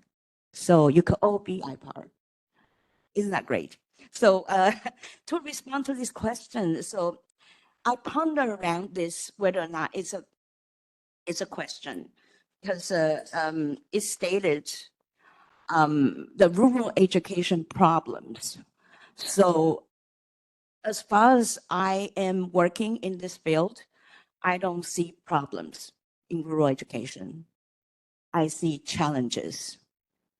So if there are problems, you need a solution. Solution is an answer to fix all the problems. But if there are challenges, you are evolving. So there will be no definite answers to it. So I enjoy being challenged. So that's where I am right now. So I came from this morning, Shimen. So it's the northern tip of Taiwan, the northest place. So it took me equally about two and a half hours to get here. And to get here, I need to have a car. So that's the challenge we had. Most of our young people live high up in the mountains. So if you come and visit me, you took the bus. Beautiful scenery, you know, so enjoy the scene, but think hard because it's about 2/3 of my young people, they are living in the mountain. So there will be only one bus takes them down to school in the morning, and another bus takes them back. So forget about the extracurricular. So they cannot be part of it. And the library closes at 5. So even if they want to study more, so there's no place for them to go. So that there is a challenge we enjoy to counter. We offer a counter offer. We got a car and we rent a house in the middle of the town. So we refurbish that into a classroom. And also we add imagination. So we turn that into a Harry Potter classroom. So the chairs will be hanging up on the mountain, on the wall, and they have to kind of climb up to get books. And a kitchen is in the middle of the classroom, so we could have like a family meal together. Why is that? It's because we get all these furniture donated to us. We didn't spend a dime on the furniture. And the only cost that for us to refurbish that classroom is to the labor. And the professionals we hired are the brothers of our young people. So they are related. So we created the need, a possibility for the youth and young adult to be hired and work with us. Not for teaching job, but for the skills they have. So they are talented in a way. So in terms of, I think one thing that I recognize, and I actually couldn't agree more with Professor Corbett, is the technological, emergent technology, because during COVID time, none of young people can go to school because they had no Wi-Fi connections. There's no hotspot per se. And there aren't any computers at home. So during that time was a very difficult time for us. And guess what happened? There's a challenge presented itself. I'm using my witch power to conquer it. So I asked donations of all different iPhones, whatever phones you have, smartphones. So I call up the Zhonghua Dianxin. So sorry, that's not in English. And so to maximize our Wi-Fi connections. So I get all the kids to live with me. And they were able to go to school online. So for me, research and the practices, they go hand in hand. We spent about 8 years to find out what are the best solutions. I won't say solutions. What's the best kind of a pathway for our young people to meet the future self? So we spent 8 years to find out what are the best strategy for it? What is the best theory to match their needs? What is the best framework that we could design? We spent 8 years to find out. To me, this challenge is to combine formal, informal, and non-formal education all in one. And use the structure, the idea of building a community-based school.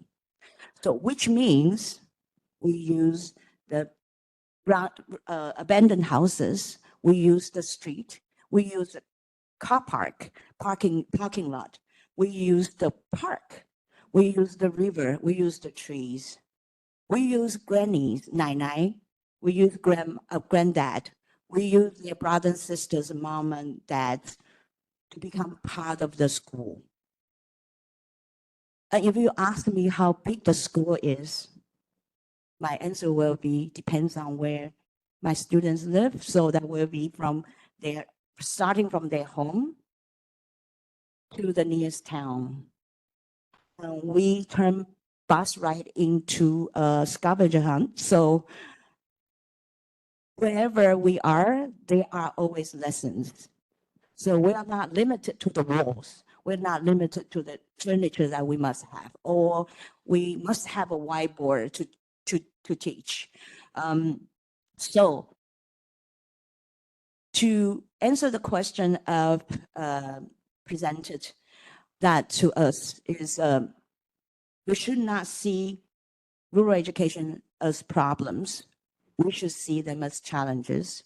We also should see them as a foundation to research for avant-garde ideas.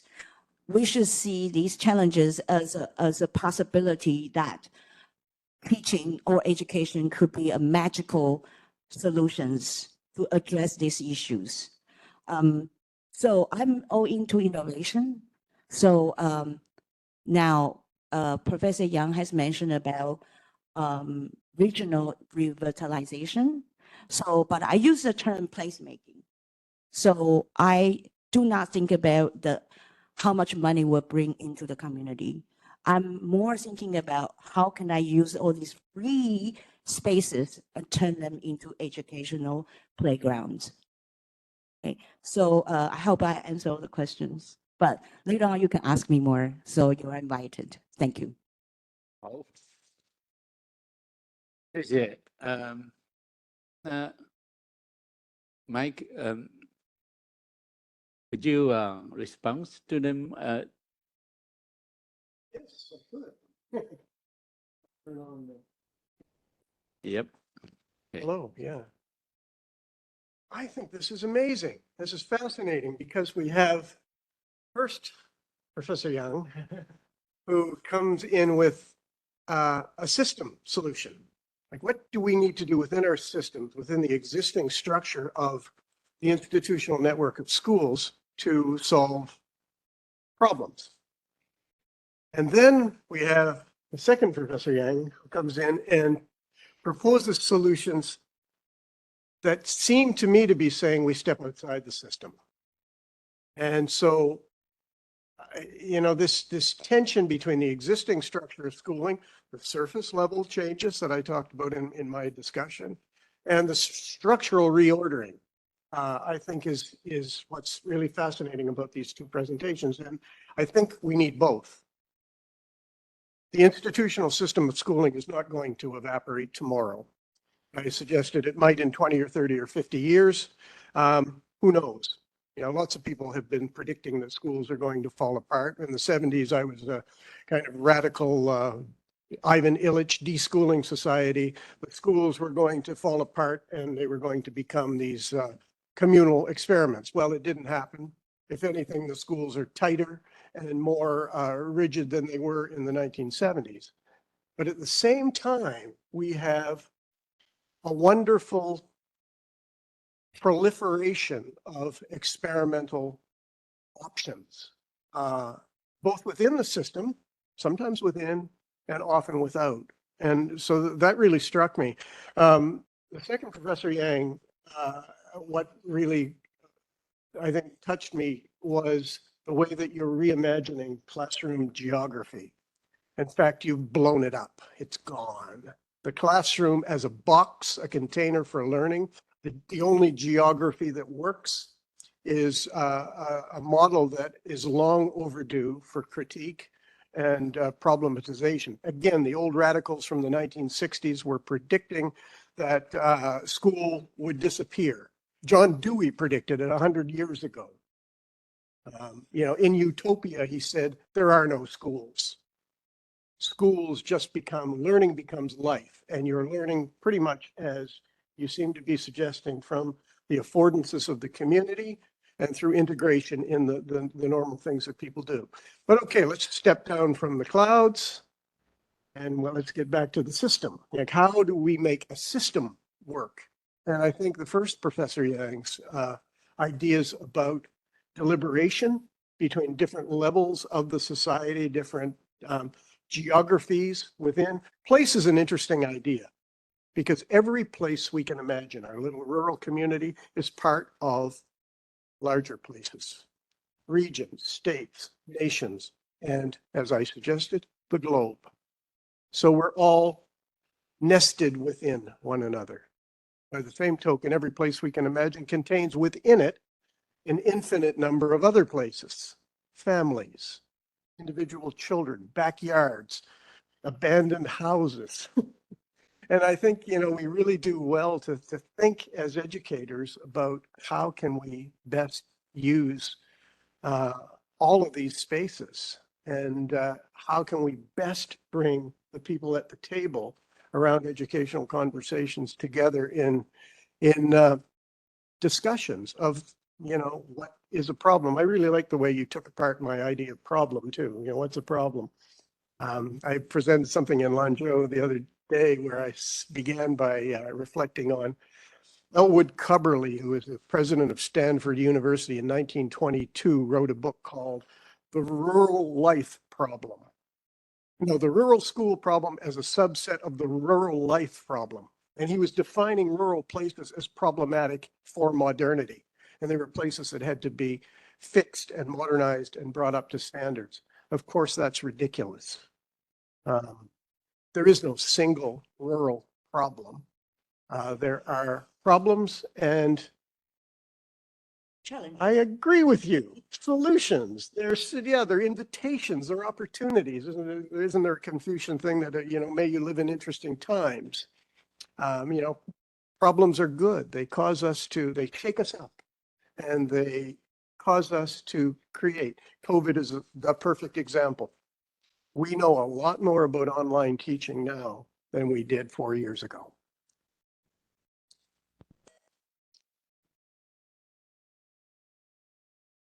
好，刚刚Corbett 教授回应了他们两位提的，他们两位来自不同的体制，好，一个是杨教授是比较公立学校体制，那筱薇老师这边是在台湾蛮特殊的一个所谓非学校实验教育的体系，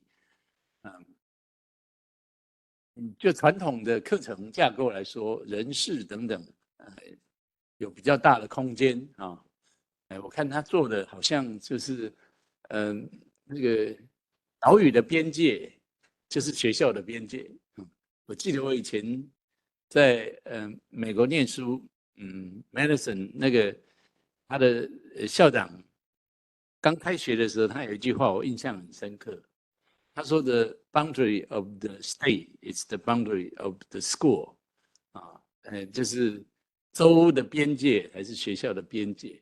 那筱薇现在刚刚是扩得更大了啊，大概所有的地方都可以。我觉得这个在解决小校问题里面，刚刚也呼应了。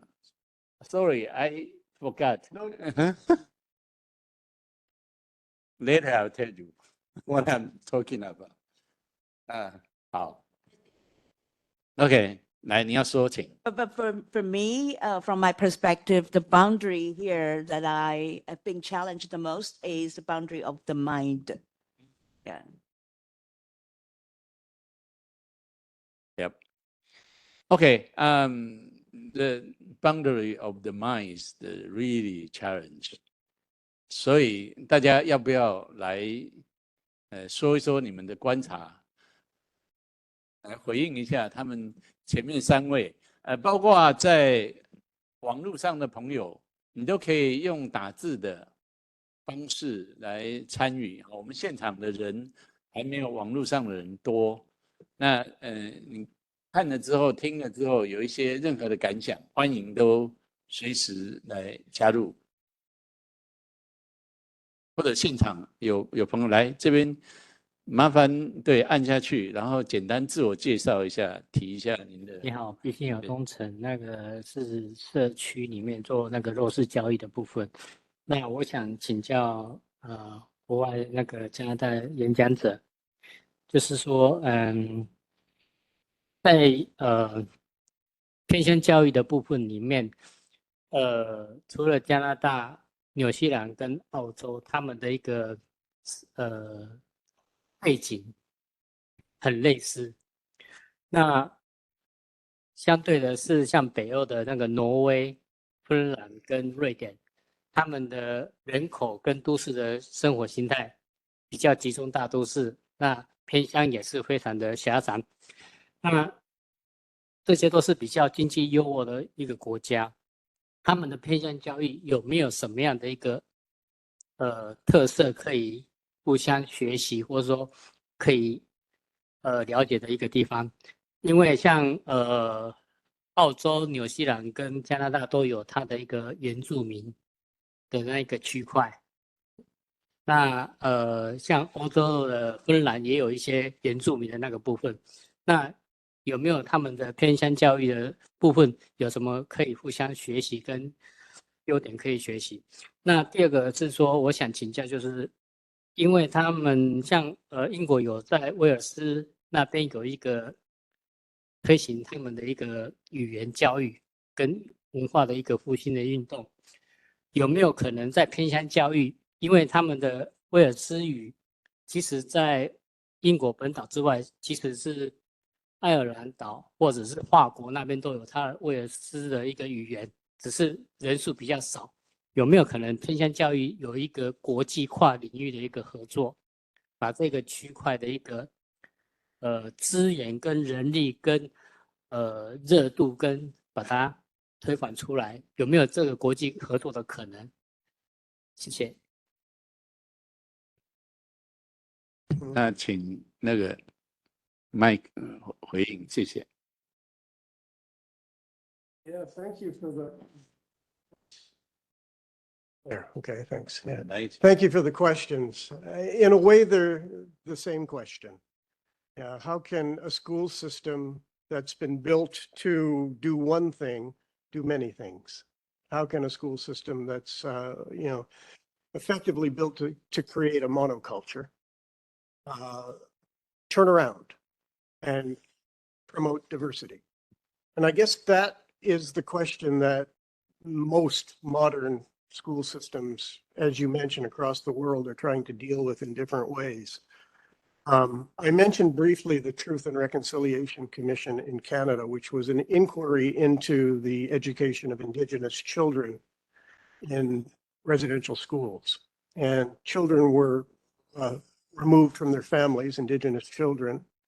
And the purpose was, as one of the ministers of Indian Affairs of the early 20th century said, to kill the Indian in the child.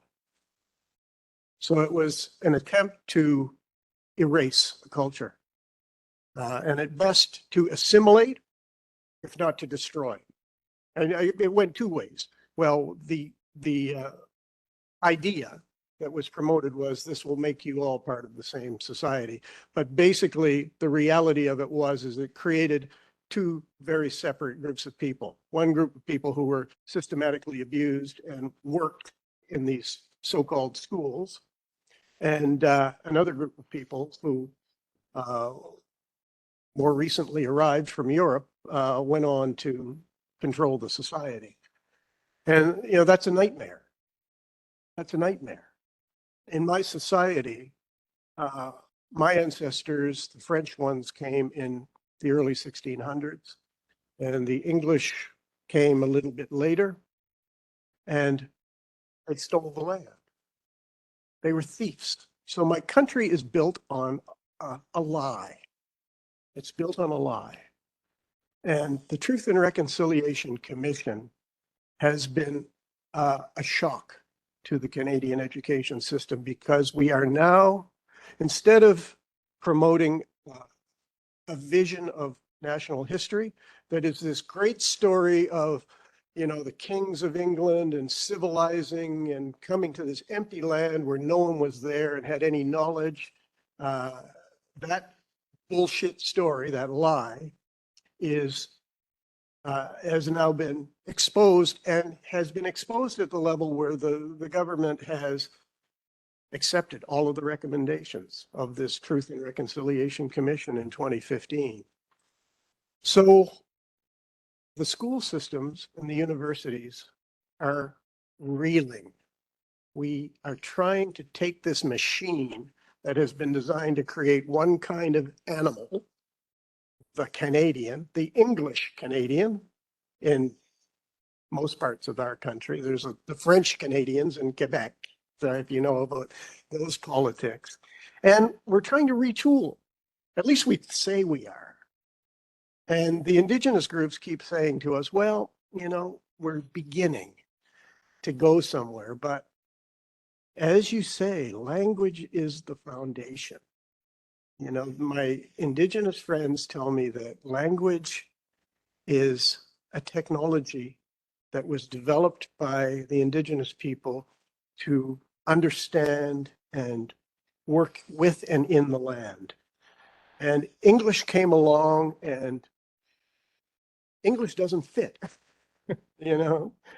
And so the attempts to bring back Indigenous languages are underway. And there are a lot of important initiatives, and there is now better federal funding to make it happen. I think New Zealand is probably the best example of a nation that is fully committed for the last 20 years to reviving Indigenous language and to put the Maori people at the center of the body politic. And there's only one Maori language, you see. In Canada, we have more than 100 Indigenous languages, and many of them are endangered. And many have very few fluent speakers remaining. So how those languages can be brought back and come back is an extreme challenge. The larger language groups, Cree, the Algonquian languages, some of them have 30, 40, 50,000 speakers. The good thing about those communities is that, you know, the only growing demographic in Canada are Indigenous people. The Indigenous people are the only ones having babies, enough babies to reproduce themselves. So the Indigenous population in some parts of Canada, Saskatchewan particularly, in Western Canada, it's estimated that I think by 2030, the majority of children in school are going to be Indigenous. And so the rural education landscape in Saskatchewan has come to include attention to Indigenous issues. It's a struggle for Indigenous groups, and it's one that will continue to go on. But, you know, I think the complexity of these questions is very difficult, but at least in our country, we've turned the corner. Norway has had the Sami people, the Norwegian parliament just received a very similar report on the treatment of Sami people in the Norwegian education system, the Norwegianization movement that went on until the 1970s and 80s. Something similar in Finland. So there are movements across the world. I expect you probably know this better than I do, of Indigenous people coming together and sharing experiences to raise questions and to fight for rights and recognition within different nation states around the world. And I think that's a very important set of struggles. Can I say one more thing? The rural people where I live hang out with Indigenous people. We hunt, we fish, we have the same knowledges. And I've always thought that we do a very poor job of talking to one another because we have a lot in common. And, you know, we haven't had the same level of oppression that the Indigenous people have. But I like to think, this is why I think equity, diversity, and inclusion are so important in rural schools, because kids growing up in rural families, I think, need to appreciate the similarities rather than the differences that we've been taught for so long are true.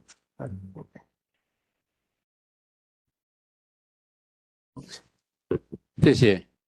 我觉得从加拿大或者纽西兰怎么对待原住民的文化，我们真的很需要学习啊。刚刚 Corbett 教授他用那个强烈的词汇说，加拿大的祖先是欺骗啊、偷了啊。那其实台湾何尝不是这样？因为我曾经跟一个原住民的长老在一起，他可以说出他2000多年来他的传承的那个族裔的人，这些祖先的名字啊。那如果有2000多年，至少有2000多年居住在这个地方，那从那个中国大陆那块土地来的移民，其实都远比那个后面啊。那因此现在这个状况其实也很类似。那确实是我们可以从加拿大、从纽西兰那边学到很多，在我们的原住民文化还没有完全消失之前，我们其实应该要透过更多小校的振兴，然后让原住民社区的文化可以变成台湾文化的重要的一个滋养的来源。好，我是很有感触。那不晓得各位要不要继续来提问，跟前面3位对话？线上有，来，请说。一位花莲的康雅凡所老师想请问杨智颖教授，就是目前兰屿的需求是什么？可以提供其他乡村小校来参照。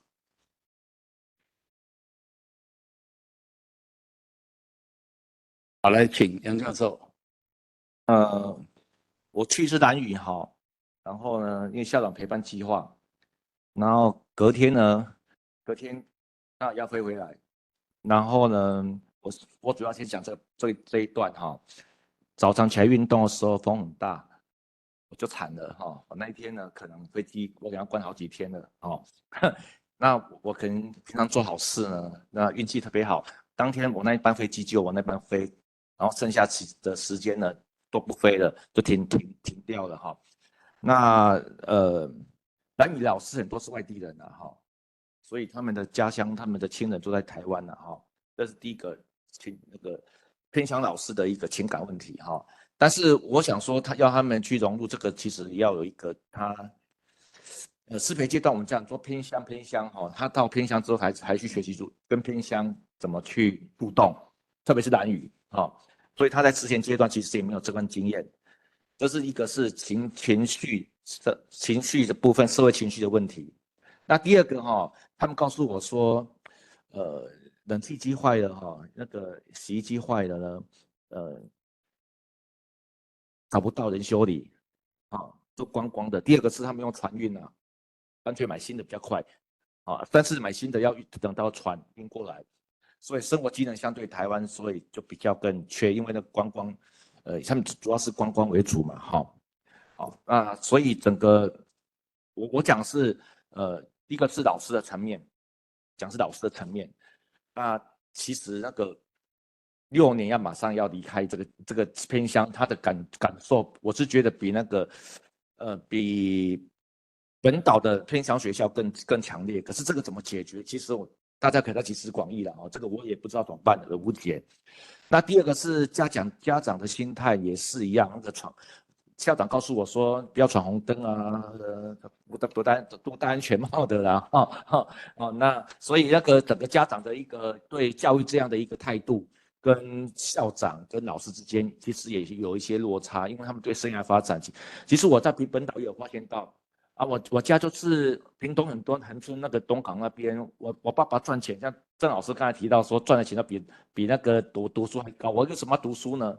好，但是我们老师觉得说这个读书很重要，学历很重要，哈，大概所以一个是我讲的这个需求面，就是老师的层面跟学生的层面，那校长要介入，其实有些刚好我提到文化资本的问题，另外我要补充的地方是另外一个学校哈，另外学校是台南市某一个地区哈，也是海边学校，那目前国中阶段很重视学历嘛，那Corbett提到说，开头的题目是学习离开 Beyond Learn to Live。那个学校呢，校长告诉我说，能力好的都离开了哈，那留下来是什么呢？留下来是因为家庭问题，那个很多的父母亲其实是有一些那个被抓去关，那所以他们的经济能力需靠国中阶段就必须要负担家庭经济的能力，那我们说那学习克服，他哪有管道去，他怎么还有新的余力去处理学习克服的问题？好，所以我刚才提到是蓝宇的问题了哈。那然后接下来我刚才没有在简报里面没有分享的是另外一间学校的问题，所以每一间学校的问题真的是都不太一样，有些问题其实是需求真的是社会需求或是家庭需求。然后他们的孩子的问题怎么办呢？这时候黑道就进来了，他们把黑道就是他们的亲生父母亲一样，所以当时新北市不是有遇到一个状况，就是收书包，然后他的干妹妹被欺负之后呢，他拿刀子去，其实就是很多的家庭问题衍生，黑道进入国中哦，那所以有些学校偏向是因为要解决真的是社会家庭的问题，好。简单的一个做这样分享，谢谢。好，线上的朋友如果想要追问，就不要客气啊。来，现场好，线上有一个提问，那是英文的，所以我代为念哈。好。Hi, Professor Corbett, host and both discussion. Thanks for the talk and the discussion. And this is Anna from National Donghua University, Hualien. Professor Corbett spoke about tension between education models of mobility, aspiration, and encourage play space, and even deschooling. The two discussions shares two very different approach to rural education in your experience. full stop. In your experience, what are some important criteria and indicators you think might be helpful for school and community to consider in rethinking the developments of their curriculums and deciding which direction of a transformation of existing ironic model in their respective community might take place? Yeah.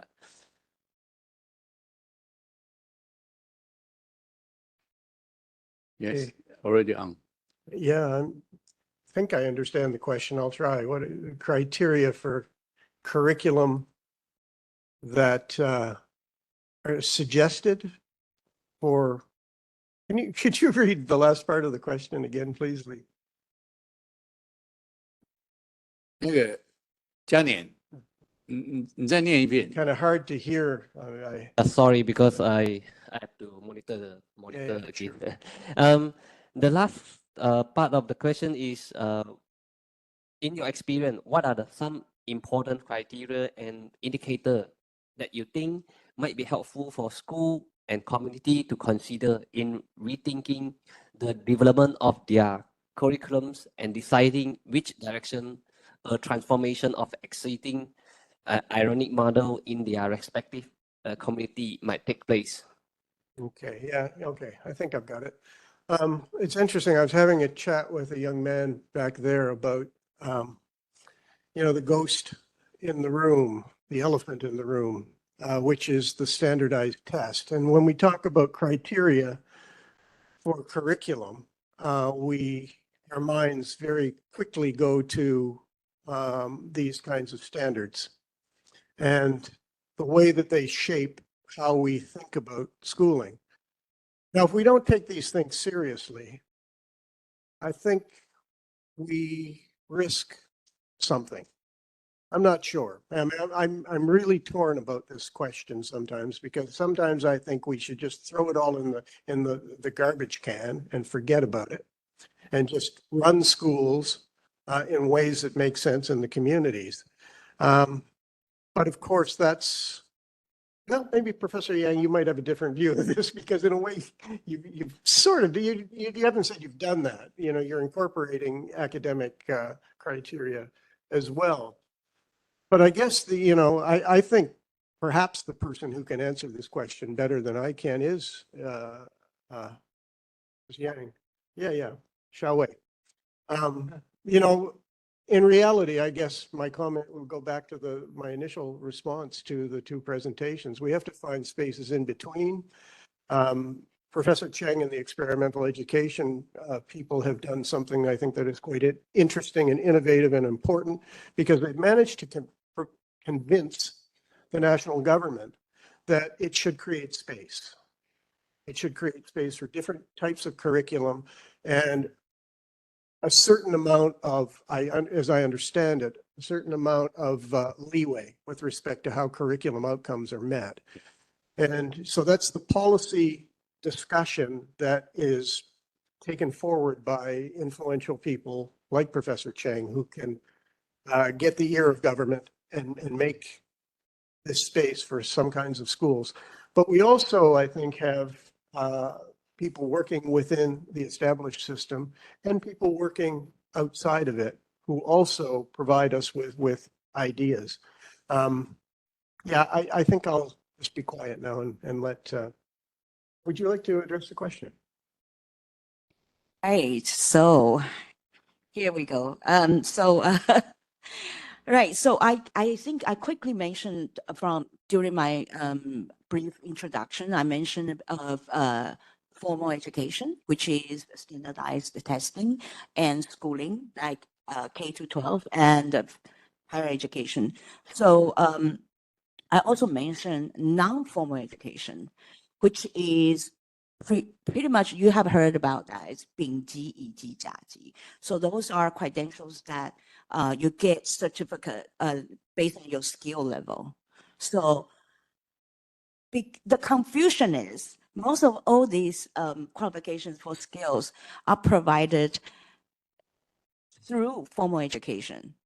So therefore, there's no non-formal education in Taiwan. Okay, so you can't find a school just provide you with those. So they will call them 补习班 cram schools, right? So ultimately, we should start looking at non-formal education, which the skills that one technical skills that you need required of you to fix a sink, and also reading and writing and math that you need to do that job. So my young people are learning those subjects willingly because they know that will secure them a job. And also those are the basic knowledge they need to utilize, to communicate with customers and also go to the shop and buy those. So I think one of the things that we overlook is whether or not practice can be seen as a way we evaluate their progress. So right now with standardized testing, it's based on reading and writing, but practicality that they could fix a sink. So they must be good now, but they fail their math. So it's for us to linger whether or not, for you to linger, whether or not we should bring, where do we need standardized testing? Where do we need the assessment to evaluate their capability of doing a job? Okay. So I hope I answered the question.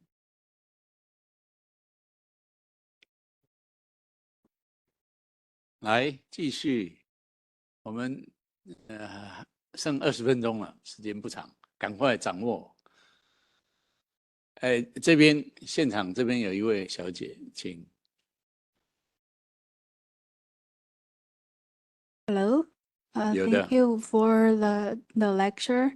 My name is Yue Gracie. I graduated from University of Wisconsin-Madison in the United States. And my major is science education. My question is that I think we all agree that the problem is not people who live in rural area, but I personally think that there are a lot of challenges.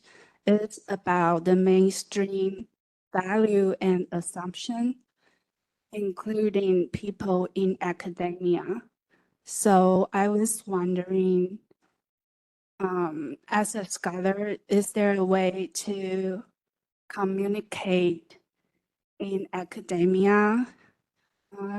Because I come from a domain where disciplinary knowledge is almost always the only thing that they value.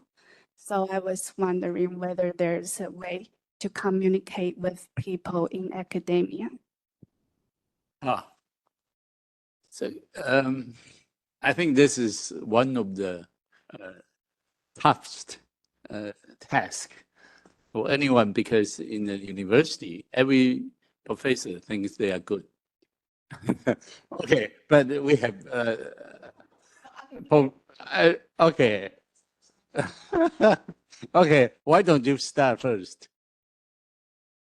Okay, first I have to admit, I have to be able to sit right in front of you. I do have academic background, so I did a lot of my research and study in both UK and the United States. Okay, so but to be the advocate for that to happen takes all of us. I think to have these conference is to really recognizing that what we are facing right now, and we are all looking for solutions, or we are all looking for pathways that we could support one another. I think it's not about whether or not we understand the problems. It's more like we acknowledge how we can move forward. We need action. So I think the first step that we are taking is to have all of us sitting around the table and to find out what we agree upon. And so since we have consensus, so all the professors, we could start working, get our hands dirty tomorrow, huh? Okay, 杨老师，你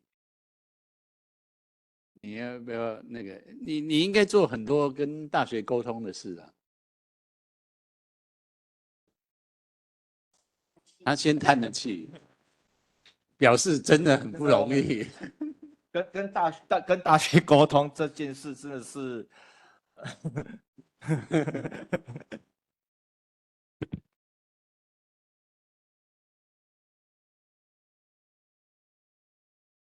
Questions aimed OK，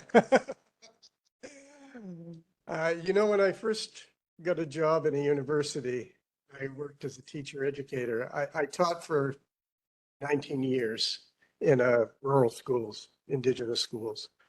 And for a long time, sitting around tables like this in the university, I used to say, well, you know, I'm not really a professor. I lived in the real world for a long time with, real people, real teachers. And I think, you know, it's easy to live in one world at a time. It's very difficult to speak across domains. And, you know, I certainly understand the pressures that science educators are under, math educators, to be promoting a certain kind of language, a certain kinds of ways of thinking and acting.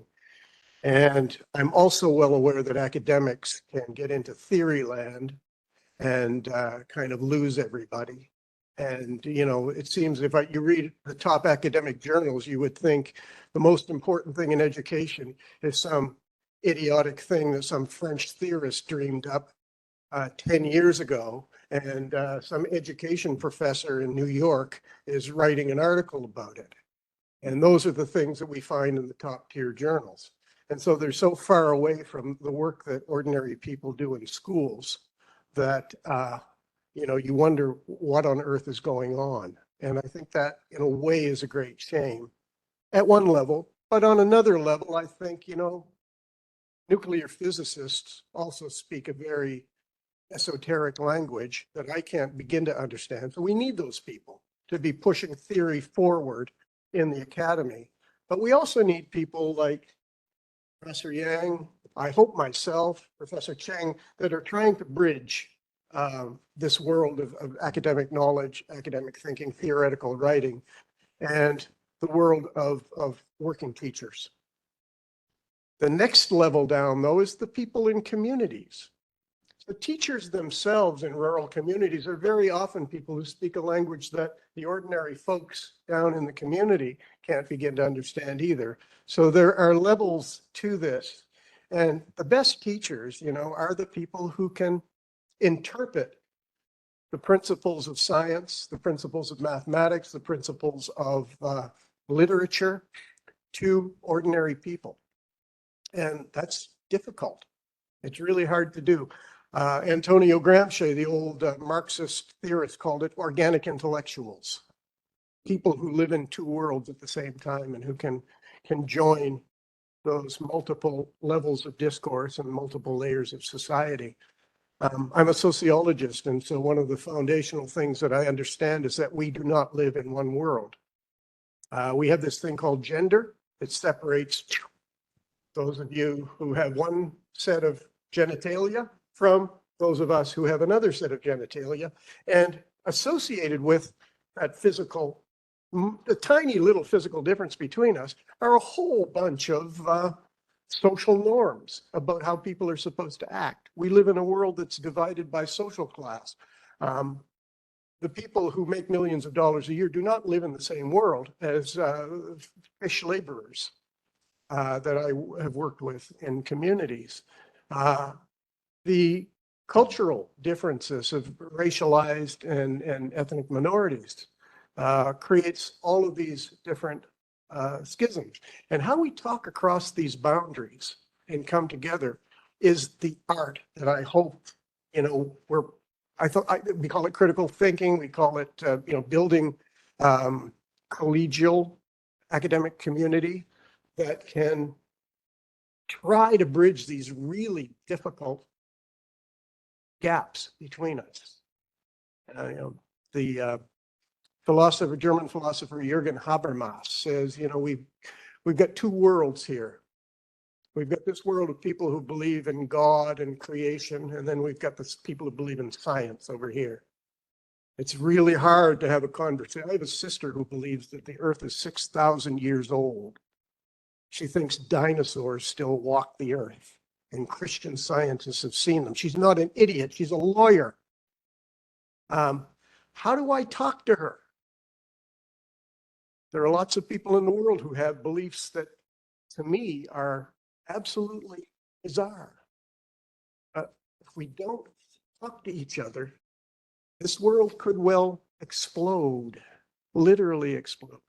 So I think, in our classrooms and in our work in communities, that's the challenge, to talk across those boundaries and barriers and listen to one another as best we can. I hope that's a half an answer. 老师，我稍微分享一下，就是我去年2年前的科技部研究其实是做大学社会责任。那我针对偏乡老师的一个他们在最偏乡服务大学老师的部分有稍微做个分析研究。那做大学老师的部分的困难是，我觉得整个大学老师要投入偏乡，其实要在社会化、在学习的一个是大学老师不习惯。我们一直强调说，以前是大学学术的殿堂嘛，但是离社会需求有一段距离。但是大学老师跟社区community的沟通能力，其实是还需要再学习，他过去没有这样的经验。第二个是整个大学的制度很多大学老师告诉我说，其实这个到底对升等有没有帮助？那个其实制度问题如果没有解决，其实要在投入偏乡或是在做一个社会实践这部分呢，其实多是靠热忱然后靠有一些像我院长任内，我就拜托一起来做这件事但是这个总是不能持久，所以还是回到所谓的一个组织文化或是制度的改变我稍微做这样分享。好，谢谢。I would just add, Michael just remind me, once I was in a lecture, sitting in a lecture, given by Howard Gardner, Professor Gardner. And so he actually came in with a team of people behind him. He said, I believe none of you could understand what I'm going to say for the next 2 hours, but I have interpreters. So they all from different walks of life. They are teachers, they are administrators, so that just to show us, you can't work alone. Any theories need interpreters. And also to add to Professor Yang is, I think we have to start thinking about mission-driven as our goal rather than goal-driven. So if we are mission-oriented, you find, maybe you are not going to have a better salary, but you are completing the mission that drives you to go forward. If it's a goal-driven, so you will come with different values add on to it. So it might be money, might be bigger car, So that's what I think to respond to that question. Thank you. 谢谢。来，现场一位，请。老师们好，我叫谢敏范，我来自南投县信义乡山上的一个学校，我生活在就是乡村，然后也是原住民的部落，所以老师们今天谈到的状况，我都很有共鸣。我今天来是想要学习，就是这个主题标题的这个，在乡村的地区课程如何去调整，如何去 improvise 这样子。那不知道老师就是 Corbett 老师对于台湾的课纲有没有知道一点点这个架构？因为我蛮好奇的是，因为我不管课纲怎么样，老师最在意的是小朋友的幸福嘛，他一生的幸福。对，那好像有一些东西缺了。我觉得课纲中好像有一些东西，我照着教小孩子，好像没有办法获得我期许的一些东西，他们的幸福。那因为老师看过世界各地很多乡村的课程，不知道有没有什么要素啊，是你觉得很有价值、很需要的东西，然后我也很想带给我的学生。像是老师刚刚的那个 model 里面有一个是科技的能力，就给我一个蛮大的提醒，就哦，对对对，这个我必须要好好的掌握一下这个能力。所以想要请教一下老师，谢谢。谢谢。你先说一下，明天你会在吗？我在。哦，好，明天就有一部分你回去可以立即用的。好，谢谢老师。那我们请Mike，Thanks。Thank you for the question. I mean, in a way, it's like the last question a bit, because communication is hard. Language is a blunt instrument. You know, when a teacher works with children in a classroom, very much as Professor Yang said, you know, what you say and how it's received, the other Professor Yang too, Howard Gardner with his interpreters. It's a challenge. And I think, you know, there's two little words that begin with L in English. Listen. So the teacher, I think in the traditional sense, is one who talks, not one who listens. And, you know, I could take 5 minutes telling you a story about beginning teaching. I will. I went to the north of Canada in an Indigenous community. I was trained in a teacher ed program, trained to lecture to people as a high school teacher. And I went into this community and I lectured for a month. And my students were very quiet. They were Cree kids, an Indigenous tribe in northern Canada. They listened, they took notes from the board. This is 1983. I gave my first test. Everybody failed. Everybody failed it. It's obviously a failure of communication. And what I did, I've written an article about this and I'm happy to send it to you. I said, well, they're probably going to fire me. I'll lose my job because I'm obviously a lousy teacher. But I had a degree in sociology as well. So I thought, well, while I'm here, why don't I turn this into a research experience? So I began to go out into the community and try to find out what people did in this place. Because as you said, I'm from Canada. I don't know much about your curriculum. I was from the South and I went into this Northern Indigenous community and I didn't know a damn thing about the people who were there, how they lived, what their experience of school was. And as a result of that, I began thinking about curriculum in a very different way, to listen to the community, to look around. And this is where the technologies, you know, the old video cameras, the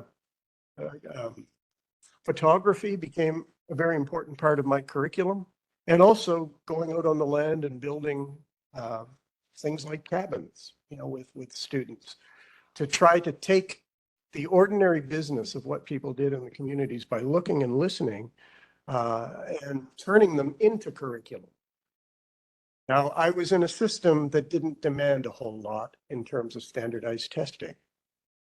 That's true. I also lived in a rural, remote area where there was nobody watching.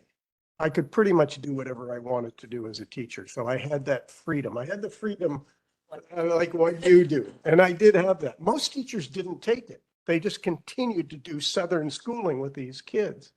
But, you know, my experience of having every student fail my first test caused me to think, well, there's got to be some better way to do school in this community. And it was also a community where most of the parents of my students were residential school survivors. They were people who were afraid of school. They were afraid of teachers. They saw school also took away the language. We brought English into that community. And it was a community that up until the 1960s was unilingual Indigenous. People hunted and trapped for animals. So school was a very recent imposition. And again, to turn curriculum around to try to undo the historical damage that schools have been done is difficult. I think it requires a kind of space that Professor Cheng's experimental schools create, and also a policy conversation at the national level. I was just thinking, could Taiwan have a Truth and Reconciliation Commission about how Indigenous people were educated here? I don't know. Would that make any sense? Anyway, I'll stop there. OK， 我们时间差不多，有没有最后一位想要提问的或者回应？郑老师 ，Can I just add a little bit more?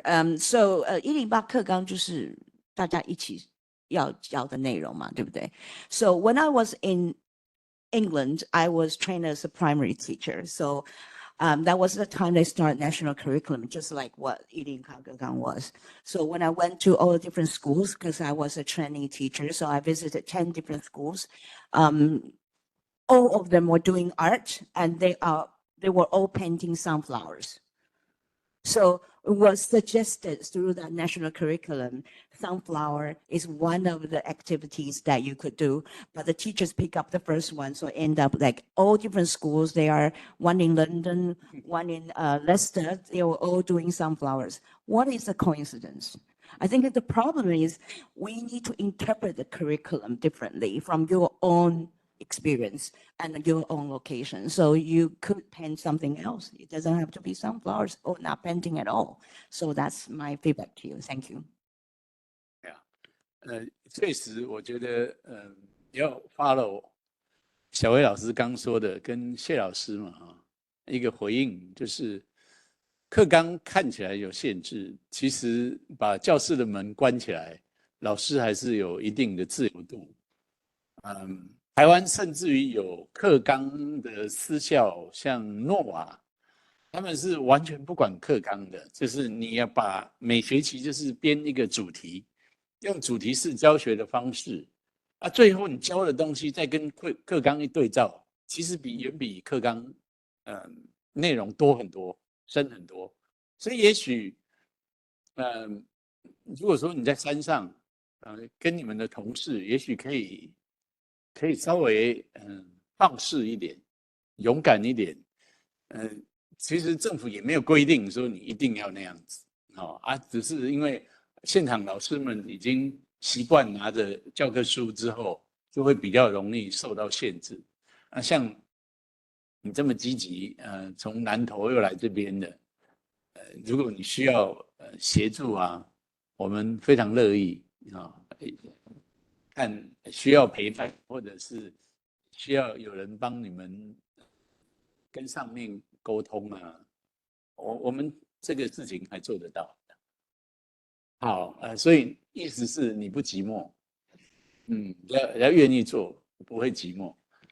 好，那我们最后一点点时间我想最后一个问题给3位，可以很简单的回应的，就是以3位在教育场域里面常年的经营，你们对于在乡村学校里面乡村现场努力或者关切这个问题的朋友们，有没有什么要激励的话，说这个事情其实没有那么困难，我们走过来真的是可以从你们的经验来激励一下现场还有线上所有的朋友，我们用这个做 ending 好吗？小薇你先。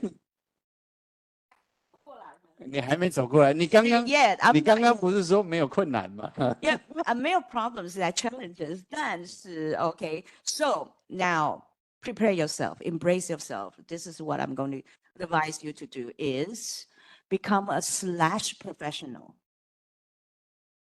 So if you are a PE teacher thinking about starting a career in yoga too, okay? If you are a agriculture lecturer teacher thinking about learning to become a chef. So I think I piggyback on Professor Corbett as mentioning, We don't just do one as a teacher. My job is teaching / this / that. So I do have certificate in chef, so I can do plating, so I can work at the restaurants. I can also work in various places. I could do, what else can I do? I have certificate in Zumba, okay, for example. So prepare yourself. This is 21st century. So doesn't matter you are here in Taipei City or in rural area in Shimen, you need the same mentality to approach teaching. Okay, thank you. 对，谢谢。好，王教授。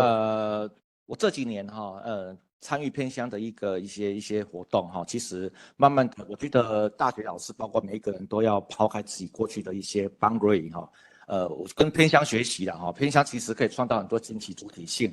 那你看最近其实不是所有偏乡孩子就是让模式，读完书之后要到台湾台大到美国去，其实每一个偏乡都应该创造自己的主体性。那包括我们自己都要跟偏乡学习。其实我在这里面学习到很多，所以各要有自信，每一个都是自己创造自己的一个主体。这是我自己对偏乡的一些参与的一个心得，供各位做参考。谢谢。